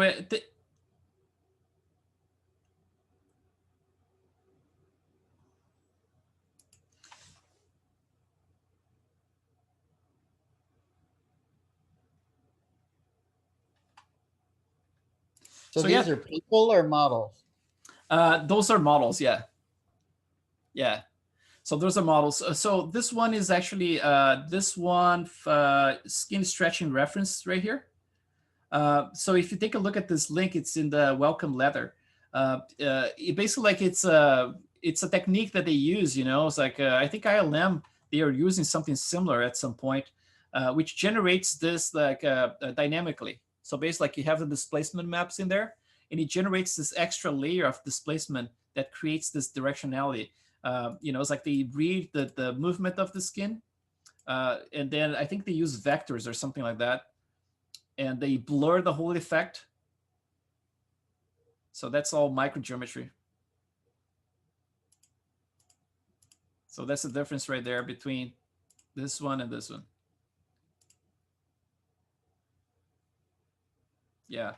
So take a look at that. You know, it's like this is the kind of stuff we normally get. I mean, like we're going to get something not with that amount of detail, but if you need to do like displacement shapes, you know, that we use, like, so the TDs can actually use to morph stuff, then we're going to sculpt everything by hand. I mean, like for the Hulk, for the first Avengers, we got some of the facial expressions in there. And I didn't model the main Hulk, but I modeled the, you know, it's like the micro detail when he like, for example, like he has those squinting and all this stuff. So I added like all the super fine, like super macro, you know, detail around his eyebrows, his eyelids. So they actually could use that as a secondary pass of displacement just to blend everything and make more detailed, you know. Same for like snarl and all this facial expressions. But in terms of like studying it, I think it would be a study about the movement of the, you know, it's like the facial expression itself. And then, for example, if you have like a smile, which is going to be driving the corner of the mouth up, and then the nasal labia is going to get deeper. This whole area here is going to get puffier. We're going to press the eyelids up, right, and create a little bit of a squint in there during the smile. You can actually, you know, it's like imagine what's happening here in terms of physics. And you can imagine that certain areas, for example, like the wrinkles is going to start happening, you know, it's like micro wrinkles around this area here and stretching that way. So yeah, it's kind of like I would try to use a lot of logic, but also see things in movement. You know, it's like if I can see a face in movement, I would say like if you have like a good camera, maybe like film someone, you know, it's like just like get some smiles and stuff, and just like, especially if it's a woman or, you know, it's like, or someone young, to see how those wrinkles going to be formed, you know. But I never done like a specific, you know, study about them. when I have smiles, I normally do what the video show, it's like I create this kind of like, it's almost like an echo to the nasolabial folds. And even on her, when I show you the render around here, so her cheeks, she has a very mild smile. And you can see right around here, those are manually sculpted. So like those little guys, they are not even like the micro detail that I was showing before. This was actually manually placed, it's like I carved those ones. So the way I do it was the same way I did for Kong as well. It's like I just go like I pick one of those guys here. Let's just turn off my symmetry. Let's see, it's off, yeah. So I get some of those guys here, and then I start just like drawing a little line and it's stretching them manually like this. So at the end you get a little bit of a stretch just by actually painting a little bit of that into the pore itself. Not going to do too much in here, but over the course of next days, I mean, like if I feel like that's necessary, I'm probably going to start adding some of those, it's like stretches like done manually in there. But I think for now, in terms of the coverage in here, showing like the areas of blending here, what's the philosophy, it's like in terms of smoothing things out before you start adding a different type of detail. That's basically the basics of it. But tomorrow, we're going to be doing similar stuff that we did around the chin, but in terms of wrinkles. So you're going to sculpt a ton of wrinkles in here. Going to spend most of the class sculpting wrinkles, and then blending this area here. And tonight, I'm probably going to try to finish up cover like those holes, right? So have everything covered in here for tomorrow. Same with those guys here, cover all those little holes and maybe extend a little bit more my pores towards here. And then for the next days, we're going to be focusing on the eyelids and then the lips as well, right? It's going to be fun. For the nose, before I actually switch back here to the displacement, let's do a little bit of the nose here, just to show you this brush that I have as well. So this one is called, let's see if I can find. So pore single, pore depth, pore pimple. So the pimple here, this one, pimple one. So this one is basically the same deal. I mean, like you start with one of those brushes like Alpha 49 or actually the 39, I believe I used, or any of the similar ones, maybe 38, 37. And this is all about the curvature of the alpha. So when you go to the alpha here and you see the modify, you're going to see that I have a couple of things. So the mid value is at 50 instead of 0, right? 0 would look like this. So I'm actually cranking this one to 50. And then I have a little bit of a radial fade, so it's at 9, right? So just make sure that everything is, but this is the magic right here. So basically, like this is the profile of the pimple, right? So I have like 1, 2, 3, 4, 5 points, as you can tell in there. So basically, this is the tip of the pimple, and then it becomes a cavity and goes out again. And then around here, that's kind of like similar to 50%, which should match the mid value in there. So it kind of like goes down and then goes up again, right? So that's basically like the profile of it. And then I'm using a drag rectangle for it. And this is based on the standard brush. So to start this, you just get your standard, click standard, go to brush, clone it, right? And then once you have it cloned, then you do all those modifications in here and then save it, right? And then so next time you open your ZBrush, you have it. But the way it behaves is like this. If you apply this pimple in an area that doesn't have anything, for example, like here, it looks a little weird. Look at that. It doesn't look that great, right? But if you add that in the context, for example, like when you have like pores like this, you get, for example, like you apply it with a smaller intensity, for example, around here, right? So we started to see, let's get a little, maybe like 20. So if I pick some pores in here like this, I can add those right in between like that. And I can create like very easily some black heads, So I use those ones a lot for those areas like the nose in here. For the nose, what I'm gonna do here just to show you guys. So if I have like my pore brush, right? Instead of like adding the pore brush, just like I did around this area here, like the corners, right? So you see like they still look very visible in there and everything. But for the nose itself, I'm gonna do a little bit differently. I'm gonna go a couple of subdivision levels lower, so a little bit, so at 2.8, 2.2 million, and then I'm gonna apply them around here. And you see like they are kind of blurry, right? They're not like super visible or super well defined or anything. They're kind of blurry, but this is on purpose because when we go up in resolution, we want to see them as being just like a little, it's like little cavities in there, but without a lot of super crisp definition. So this is going to be useful, especially if you're using this type of, it's like a pimple brush, right? Like this one I just showed you guys with the black heads and stuff. So if I go up in resolution now, it's going to look very different from what you had around here, right? So those guys, you see, like they're much less intense. They have less definition as well. But the cool thing is that now they're really good for applying those pimples, for example. I can get like right around there, so I can apply and get some very cool ones in there. You can do a mix, obviously, by instead of like going to a resolution like the one I was just showing, like 2 or 3 subdivision levels lower, you can actually go to maybe like 1 subdivision lower only, and then add your pores again, and then maybe with a little bit less intensity so you have some variation. And now we're gonna get a little bit more of that effect of the, like a little bit more detailed pore, but without being like super crisp like those ones there either.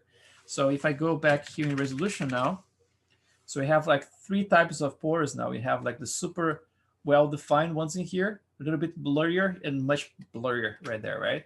So over time, you can start building this and making things more complex, especially in areas around here, which at this point here is still like in terms of secondary forms, it could be flatter, it could be more interesting here. It's still like it's a little balloony right now.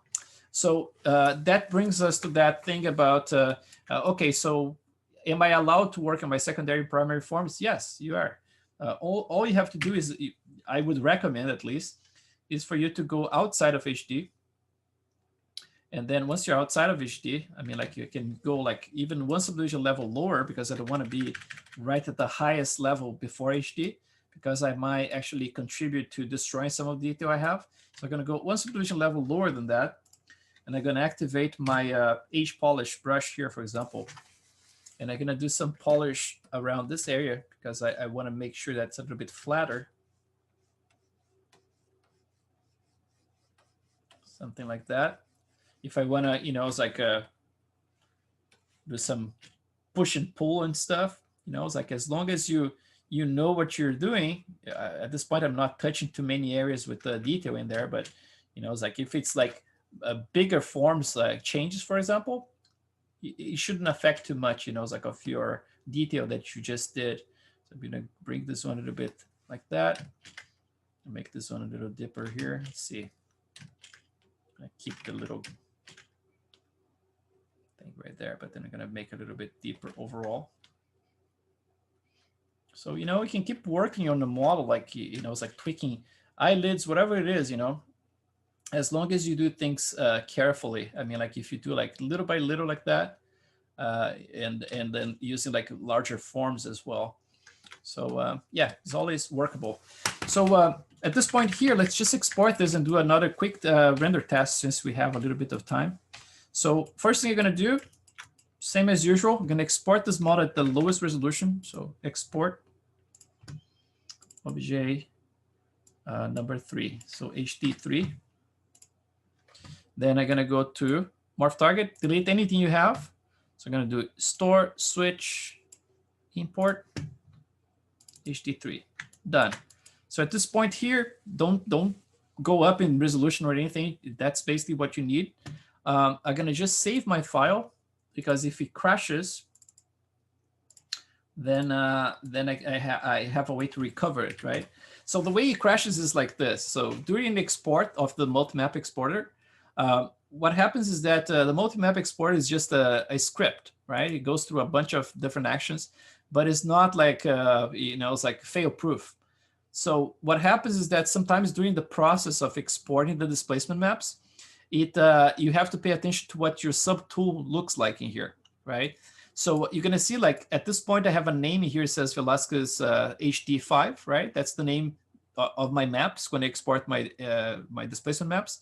But during the export phase, ZBrush renames this to output 0.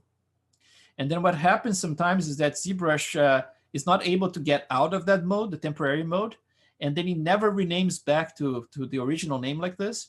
So if you're exporting something in HD geometry, and then all of a sudden, like you finish the export phase, there's some weird map showing up in the apply to the skin in here, and then you notice that it says output 0. At that point, you're screwed. There's nothing you can do to save that file, because like it really got into this unstable spot that probably like your UV maps are wiped by that point. Something went really wrong.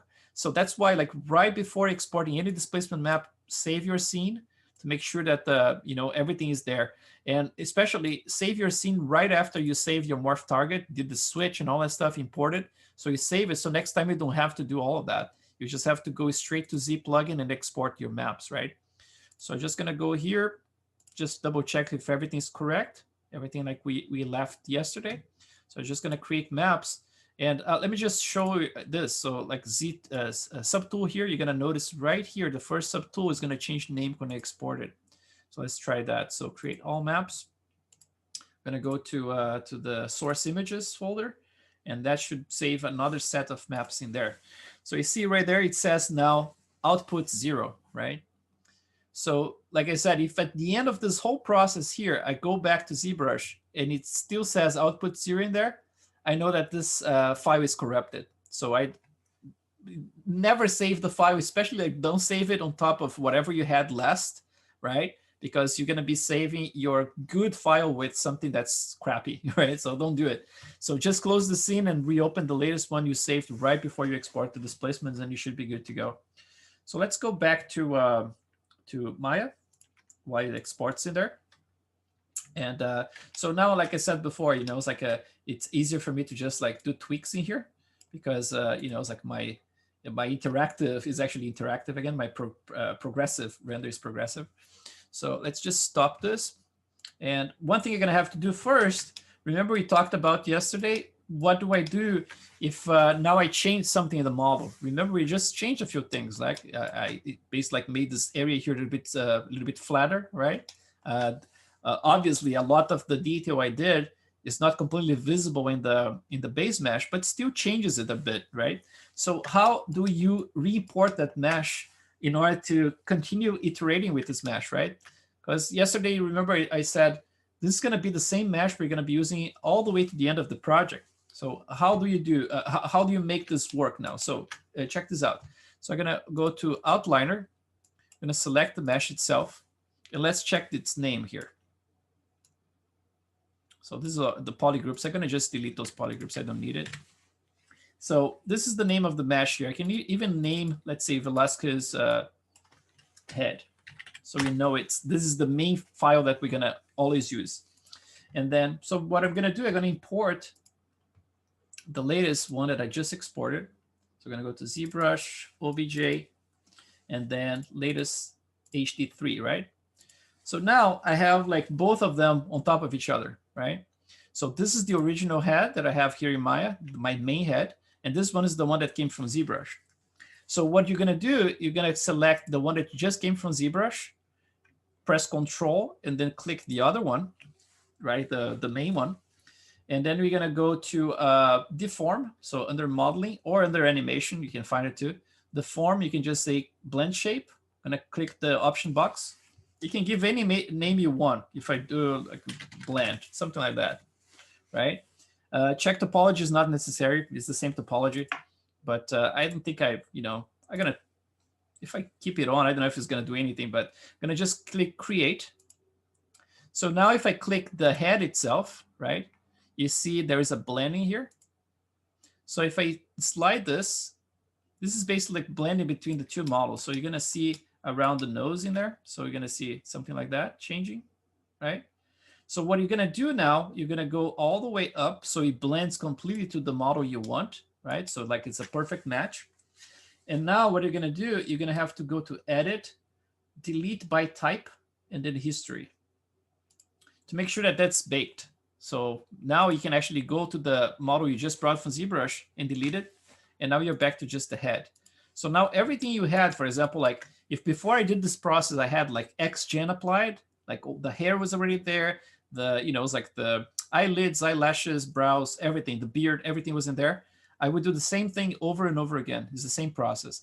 The only difference is that when you have XGen, it's important to hide all the XGen before you do that, because if you have a ton of hair, it takes forever just to do the morph target, just the blend shape itself. It takes a long time. So if you have everything hidden, you can just like slide it and then bake it and then turn on the hair, and it just adapts to whatever changes you did, you know. So that should be. Can you put the XGen on another layer? No, actually, I groomed the face itself. I don't.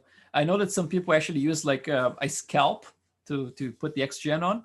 I actually add everything to the same model. I just do like some selection areas and then groom everything in the same model. Just like using different definitions, obviously. So one thing I can do here, since we are waiting for ZBrush, let's just save this one. And I'm gonna open this file just because it's curious to see it. It's a Rick Baker model that I modeled like I don't know, like 3-4 years ago. And this one has interesting definitions like for hair and stuff. It was one of the first ones I was actually doing hair, and but it's still, I think the concept still stands, you know. So let's see if I open this Rick Baker. Let's see, Rick Baker scenes. Let's see what's the latest here. So this one. I want to show you this XGen because nothing stops you from creating like as many definitions as you want. In his case, he had like a full beard. And instead of trying to groom everything as a single definition, I actually split like into mustache, goatee, you know, sideburns, things like that. So let me just show you this. I'm not going to render. I'm just going to open the file itself. But check this. So, okay, so this model here, right? So let's take a look at what's in there. Back in the day, I didn't have a lot of clue about how to use guides or anything. So all that hair was groomed without guides. I use a few guides just like for the main direction, but then most of it was sculpted by hand, right? But I want to show you guys some of the definitions in here. So my XGen, I have everything split in facial hair and then clothes. So everything here is basically like the peach fuzz. If you look at the edge in here, so this is the peach fuzz for the fuzz for the clothes itself, right? And then for the facial hair is everything else, right? Everything that's related to his face. So if I expand that, so let's take a look at everything that's in here. So you see, like I created a bunch of different definitions. So if I get like the front hair, let's start with the beard here. So like the goatee. So let's see what the goatee is. So I got the goatee right here, turn it off. Right, so basically like he lost his, now he looks like a, you know, some truck driver right there. Goatee upper, so this one goes away. You see, like I have like a little blending area here. I have like some thin hair that I added right at the edge in there. So if I hide it right there, right, shows that one. So the nose hair, I have the mustache itself. And I have the stubble right here, right? Now the stubble is a combination between hair itself and paint. And it actually works quite well. Let me see if I can find it here. So so this is, let's see, ZBrush, personal, Rick Baker. Where are you? There, right here. Images. Let's see if I find one, like an old one like this one. So check this out. So this, it's a combination. Like, so this is the stubble itself. So they're like thicker little points. But you see, like there's this grayish, it's almost like ingrown hair that's in here. Most of this stuff here is like it's painted in the skin to look like it's ingrown hair. So it's a combination. If you use both of them in combination, you can get some interesting effect, you know, to look more like they kind of blend together, you know. So this is like, yeah, one of the first in there that I did. But all that stuff that I mentioned before, let's see if I can find a high resolution one. Those are kind of like low res. Be cool to see like a high res one. This is a large one, but I think the color is kind of fucked. No, actually, it's not too bad. No, it's not like the highest either. Yeah. Yeah, the highest resolution you can actually see most of that stuff I was talking about. But anyway, so yeah, going back here to Maya. So we have like the stubbling here, going to turn it off. And then I have like another definition here for the eyebrows. It's like 3 different ones for the eyebrows themselves. So I have like the main ones. So those ones go away. And then I have some the fillers, that other pass. And I have some thin hair. And then I have some flyaways. There are different ways to create those things, you know. It's like, it's just to show you that's very flexible. It's just a matter of like how you imagine that's gonna be like the best way to deal with this stuff. Imagine like if you had everything as a single thing, right? You would have to cut those ones differently from those ones. You would have to have lots of selections being done. But if you have things separately like this, just by selecting a few faces in there and grooming just those faces, you can get a lot of control, you know. It's like, so I have the main hair in here, right? But then the main hair, I have like this hair blend. So like right around here is they are thinner than the other hairs. So just like blends with everything. And I have like this mohawk in there, right? Like I have like right there. And then I have all those strays. So stray hair like this, just to break up the profile. Otherwise it looks too CG, right? So like the, you know, everything else. Then you start putting back together, right? Like, you know, you get this back to Rick Baker final form. Let's see. Da, da, da, da, da, da. So yeah, it's always fun, you know. It's like to deconstruct like those old scenes and see what was done there. Lots of peach fuzz in there and everything. Hey, Chris. Yes. So do you always use the interactive one, or did you try the regular one too? The XGen? I always use the interactive one. It's buggy, you know, but it's as a sculptor, it's always more interesting for me to see something I can actually sculpt instead of like relying on too much like parameters and formulas, you know. But I had some students who actually started with that system, and then halfway they actually migrated and start adding some of the definitions as interactive. I think you can convert or you know, switch to it. I don't know exactly how it works, but I never done like something that was just like using the core XGen. Yeah, for the regular one, you need to keep it Lambert for the main base. Oh, really? If you add shader, you cannot paint any texture there. So that's why when you did, I think some of us are like, oh, we always use another layer of geo for the hair. But I see. Yeah. They all have like little limitations here and there, right? One thing I noticed before is that with what was I about to say? I had this impression that XGen didn't accept UDIMs, for example, that you had to actually groom everything using the same UDIM. But it turns out the XGen is not the problem. The problem is Maya itself. Maya does accept like any 3D tool in Maya doesn't work across UDIMs. So, you know, it's like, it's pretty fucked. I mean, like, you know, it's like the software has like 20 years and a little bit more of age, and it still doesn't accept painting across UDIMs. So what happens is that you can still paint masks and everything for XGen, as long as you paint in another application. For example, you're painting Mari or even ZBrush, and then you bring those maps as UDIMs, and then XGen totally accepts it. So that's basically what I do, you know. I use ZBrush to paint my masks for hair and everything. We're going to be talking about this later too. So right now I have my model in there. Let's take a look at ZBrush. It finished everything. See, the name is back to Velasquez HD5. So that means it was successful, right? Didn't crash in the middle. So I already brought my main mesh in here. All I have to do now is go to my shader, click this little arrow in there to go to the displacement. I'm going to click right here where the displacement map is. And now I can replace this one here with whatever map that I just created. So I'm going to click, the old name was head 1.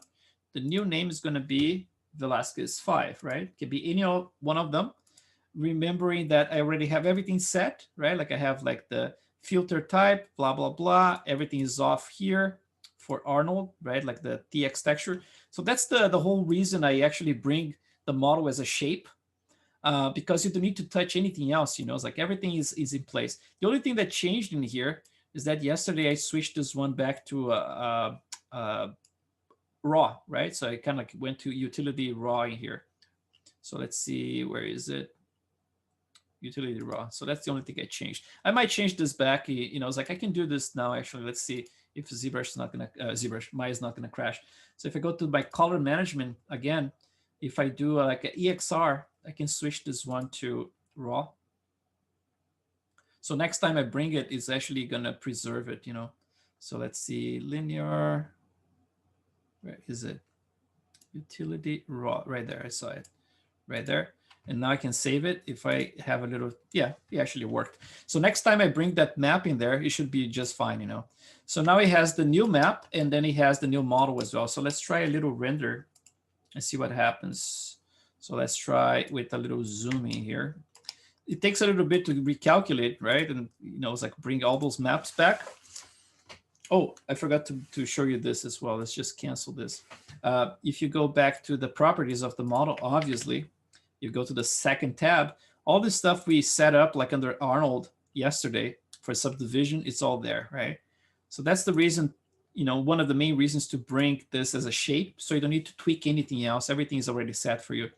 And this is like the height of the displacement. That's where I said that you can compensate, you know, it's like if you want to increase, if the displacement is not too strong, you can actually put like 1.2, 1.5, whatever it is. And if it's too strong, you can put like 0.9, 0.8, right? But just like showing where you do that. So let's try this. I should drink some water. I talk a lot, dude. Jesus Christ. Hey, Chris. Yeah, tell me. Hey, Chris. Yes. Hey, I remember there's also another session you can where you can just adjust the value of the displacement attributes, just like what you showed before here. Mm-hmm. There's also another session you can adjust it, right? So what about the session? Because can you just go back to the height thing? Oh, sure, yeah. So around here, height? Yeah, so, you know, at this session, I remember there's also another, like somewhere else, you can also make changes of these three values. Oh, sure, yeah, yeah. I mean, like this one, it would be like the way I normally do it, but you can do that in the map as well. I mean, like if you go, for example, like to the displacement map itself. So do I need to change both, or? No, I would just like, I would not mess with those ones in the map. I mean, like what you're talking about, I mean, like you can, for example, compensate, like, and remove some of the alpha gain in here and make it a little bit lower, a little bit higher. But I would say like this one here is the one I normally trust, you know. This one is kind of like the overall displacement. You don't need to mess with any maps, right? And since this one is assigned to the mesh itself, you're only going to affect this mesh, right? It's not going to affect anything else. Okay. So let's say if you have like the same maps assigned like to multiple meshes, you can actually control them by using this instead of like using the, you know, it's like the scale in the map itself, which should affect all the other meshes. This one is going to affect just this mesh, you know. So let's try this again. It's going to render. Let's see. Let's just open a little bit a window right here. Let's see if we can see some of those little tiny micro details we just sculpted. I kind of see in there, but let's get like much closer. Let's try something like pretty close like this. You can start seeing like the little micro directions right there, right? Let's see. Just do like in a way that actually can see what I'm doing here. So like the chin around here and then a little bit of this part. And then let's increase the resolution a little bit too. Let's just stop this. And then let's just, instead of 800, they're gonna use like 1200. And then let's just render again. It should recalculate things because now it's a different resolution. So it should reload all those textures into memory and then re-subdivide the mesh before it does it. But at least we're gonna be able to see what's in there. Okay, not too bad. Let's see around here. Let's try to use a little window for this specific area right there.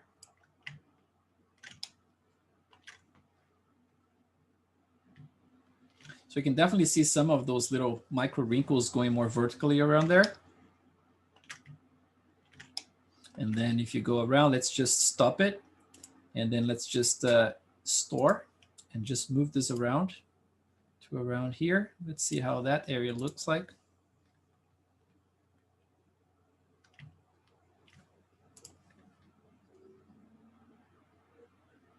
No pimples or anything, right? Like just like a plain skin so far, just with a little bit of a stretch right here. And then remember, we added some of the lines going that way and some of them coming the opposite direction right there, right? So you can see a little bit of this cross section right there, but at the same time, without destroying the pores, right? Because it's important so we can see the pores still there, but just covered with a little bit more of this stretch. So I'm gonna move this one again around here. Let's see how that area behaves around here. Yeah, seems like in terms of intensity, I think it's gonna work, you know? It's like I might have to do a few tweaks here and there, maybe like making a little shallower in certain areas, maybe adding some more in-betweens, like some of those pores seem a little spread out around here. Maybe I can add some in-betweens in there. But overall, the quality of the, you know, it's like the direction in here, it looks good. Then obviously I have to bear in mind that I'm gonna have like all that detail that's gonna come from the micro bump map. And I'm gonna tell you, like in the past, I would use micro bump to create like this cover to the whole thing. And nowadays I'm actually using it as a micro displacement. So the way to do it, it became a little bit more complicated than it was before. Before I was actually using this map here for the displacement map. And then for the bump, it was it's just like a separate, like a how you say, procedural map from Maya, right, that I was using. But then later on, I started to use them as two displacement maps mixed into one. So basically what I do, I use the displacement map, this one that we're using right here, but it's plugged into a node. I'm going to show you everything, right? So we're going to create actually two nodes. One is to actually convert the RGB to just like a linear. And then it's going to blend basically the procedural map that we're going to be using for the micro bump. You're going to blend with the displacement itself. So at the end of the day, when you render, everything's going to be displaced. The cool part about that is that because it's displaced, you don't need to worry about, for example, like bump maps. When you have, let's say, like a coat assigned on top of the bump map, it actually eliminates the bump effect, because it creates like a clear coat on top of it. So it's almost like there's no detail whatsoever. It kind of like completely flushes it. But if you have that detail baked as displacement map, then the coat actually respects that. So it can get like secondary specular, you know? So in terms of, I did some comparisons in the past month or two doing that kind of technique, and I can get like a much, much better type of result for the final skin look just by having something that behaves the way it should. You know, it's like taking the form into account instead of like a fake bump map that actually doesn't quite work when you have coat applied to it, you know. So yeah, but yeah, any questions? Kind of like done with the stuff I have to show you guys today, but Chris sir, yeah, I figured out it was the focal shift regarding the pore thing that I told you. Oh, okay. Yeah, I posted certain things in the chat. I think just the like little bit intensity in the center is big. If you can just have a look, if it's possible. Okay. The like little bit intensity, but the brush used new image I have posted in the chat. That is my like the brush that I have used on a plane. And above I have sent the alpha as well. Okay, that's awesome. I'm glad you solved, man. Yeah, I thought it would be something like that, but yeah, that's good. Thank you, sir. Yeah, no problem.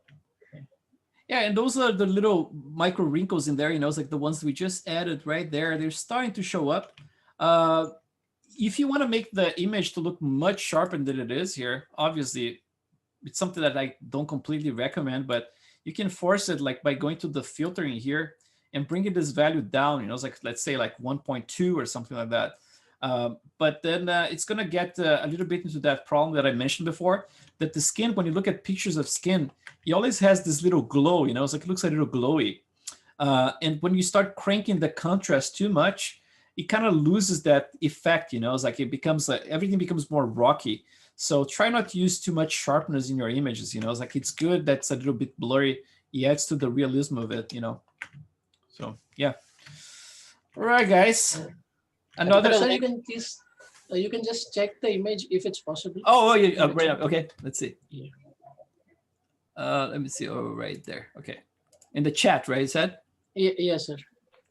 Let's see. There you go. Brush used new or values? Yes, sir. That brush use new. That's the one right now. I've done it. Like that is the alpha that I've used on the plane. Okay. Where did this save here? Let's see. Can I just click? Okay, there you go. Oh yeah, right in the middle, right there. Yep. Yeah, it's a bit intense, I guess. I should reduce. Is it because I have because I use the same values? What should I do? Like, what would you suggest to?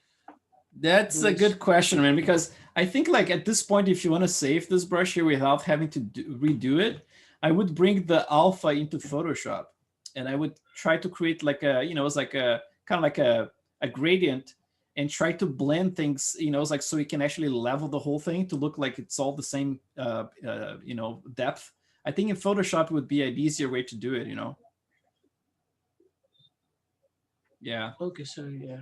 Yeah, because at this point, I mean, if it's already sculpted, thank you so much, sir. Yeah, if it's already sculpted, it's going to be hard to actually just, you know, make some of them a little bit, you know, shallower at this point. But Photoshop can definitely less work. Intense. Yeah, I mean, like if the intensity is mostly like in the middle, you can definitely create like a circular gradient in there, and then use that to, you know, to blend things together and get a little bit more raised in the middle. Yeah, I would do something like that. Yeah, very cool. Sir. And make sure like that those ones so here at the very edge, that they're not fading away too much, you know, because that's going to create like an effect as well. That, you know, it's like when I did that drawing yesterday of the mask around, it was actually to show you like a reference in there, but not necessarily like fading them away. Kind of like it's just like to make sure that you can see visually where they would end. Because remember, like if they start fading here and the next ones to them gonna fade, you're gonna get like a band that's gonna look faded in between, and they have to look like they are all complete pores and not like, you know, it's like fading away like this. I think that might create a little problem for you. Sure, I'll look into it, sir. Thank you so much. Awesome, no problem. Yeah. Hey, Chris. Sorry, last question. Yeah. When is gonna be the review session? It's gonna be this Saturday. So today is Tuesday, right? No, yes. Today's Tuesday. Yeah, it's pretty early. So I should send like another reminder. Actually, I don't think I sent the first one. It's gonna be like probably around Thursday. I'm gonna send like an email that has the description. It's basically like it's another meeting. It has a different number for the meeting, and you have two options. Basically, like logging in at 9 in the morning here or Los Angeles local time. So you have to figure out what time it is for you guys in there. Or 9 at night.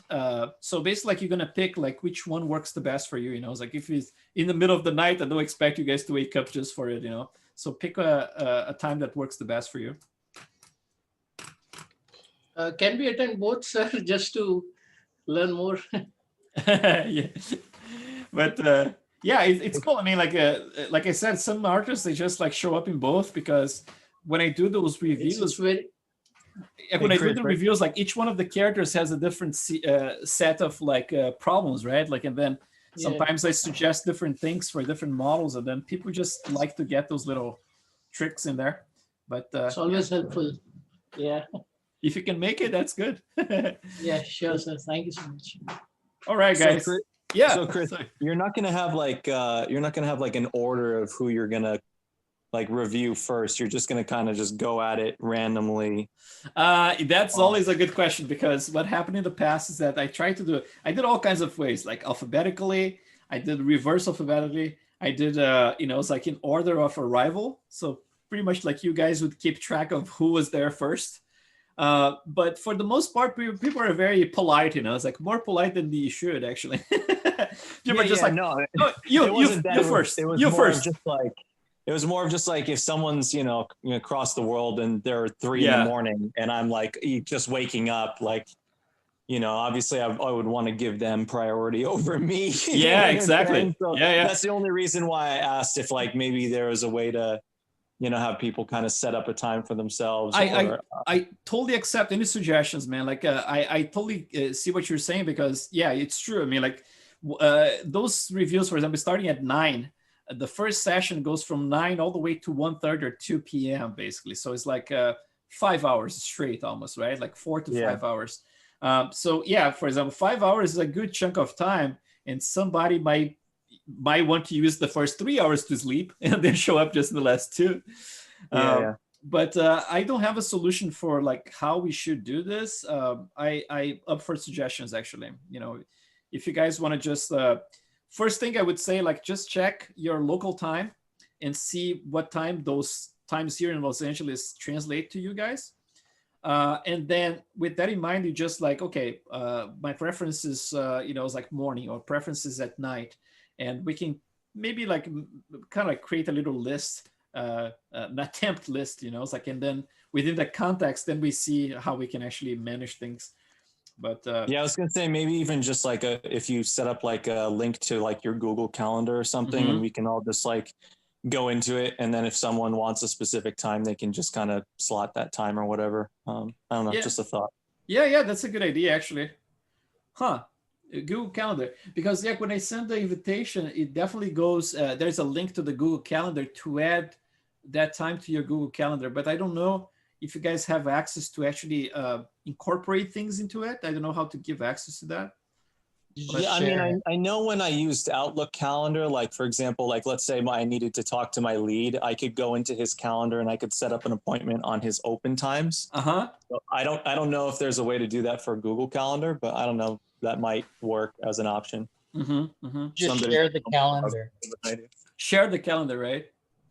Yeah, I believe so. So if there's like a bunch of emails, you can share your calendar with, you know, a bunch of people for the emails or whatever, if you have one for fly on the wall. And then I think people can just go in there and kind of request a time. It still needs to be approved by you usually. It won't just add it to your calendar just because someone requested it. But yeah, what it'll do is it'll send you a request saying, oh, is it okay for this person to schedule at 1 o'clock? And you can say yes or no or whatever if you're available. I think that's how it works, if I'm not mistaken. Yeah, in the past, I mean, like when we had, like, for example, alphabetical order, I would say, like, you know, it seems like yours is all the way down the line. So I would come back like in a few hours. But yeah, in this case here, we're going to have to figure it out, because it's already plenty of work to do the review sessions. So I'm kind of like, I don't know if I'm up to, you know, it's like approving, you know, who is first, who is next. But you know, let's see if we can find a way, you know, it's like if you guys can post like suggestions in the group, you know, on Facebook, let's discuss that. Let's see if we can find a solution we can actually use for the future classes as well. Yeah, I think we just have to make sure that not all of us are signing up for the morning or afternoon one. And that's gonna be Yeah, it's very rare that we are actually, like mornings. I would say like most of the people come in the morning, but then at night people just want to get drunk, right? No, just kidding. That's Thursday. But yeah, at night is normally, I would say, like it's almost like a 70-30% split, or sometimes even 80-20%. So it's normally like 5 hours in the morning and then another 2 or 3 hours in the night, you know. But let's see how I it goes. think those of us in the US right now, it's probably gonna be easier for us to just go like switch it, and then those people who are like all over the world.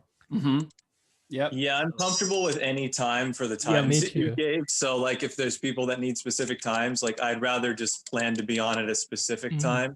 Like if everybody's better across the world for earlier in the morning, I'll just come at night. Like I can do either one. Yeah, exactly. So like I'm flexible enough to do that. So I'm willing to just whatever, you know, come at whatever time. It's just, I don't know what everyone's time zones are. So yeah, me too. You know, it's like I'm actually thinking about sleeping that morning and only coming at night. So I wish I had that option, man. Come on. That's awesome, guys. Yeah, let's figure that out. Yeah, I know you're not on Facebook now, so that's gonna be hard to discuss over there. I mean, I'm on Facebook. I just don't go on it. Like I still have a Facebook account. I just try to avoid being on it in general. But maybe I'll just hop on for this particular thing. I think there's a way I can just look at one specific. Like if I think I can just look at groups so that I don't have to look at my notifications and all that. Yeah. Oh man, it can be a mess, huh? Jesus Christ. Especially nowadays. Yeah.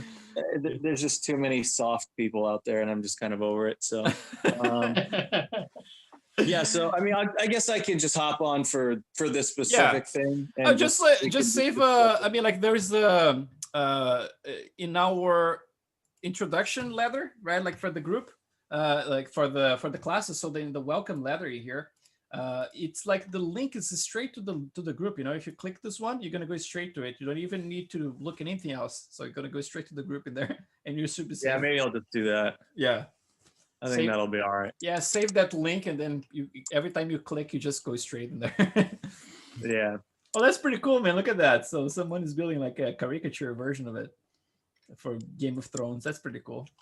It's from Daryl. Okay, cool. All right, guys. Now I'm going. Thank you so much. Tomorrow we do a little bit more of the same, but just different. All right. Have a good one, guys. Thank you. Thank you. Good night. Good night, everybody. Good night.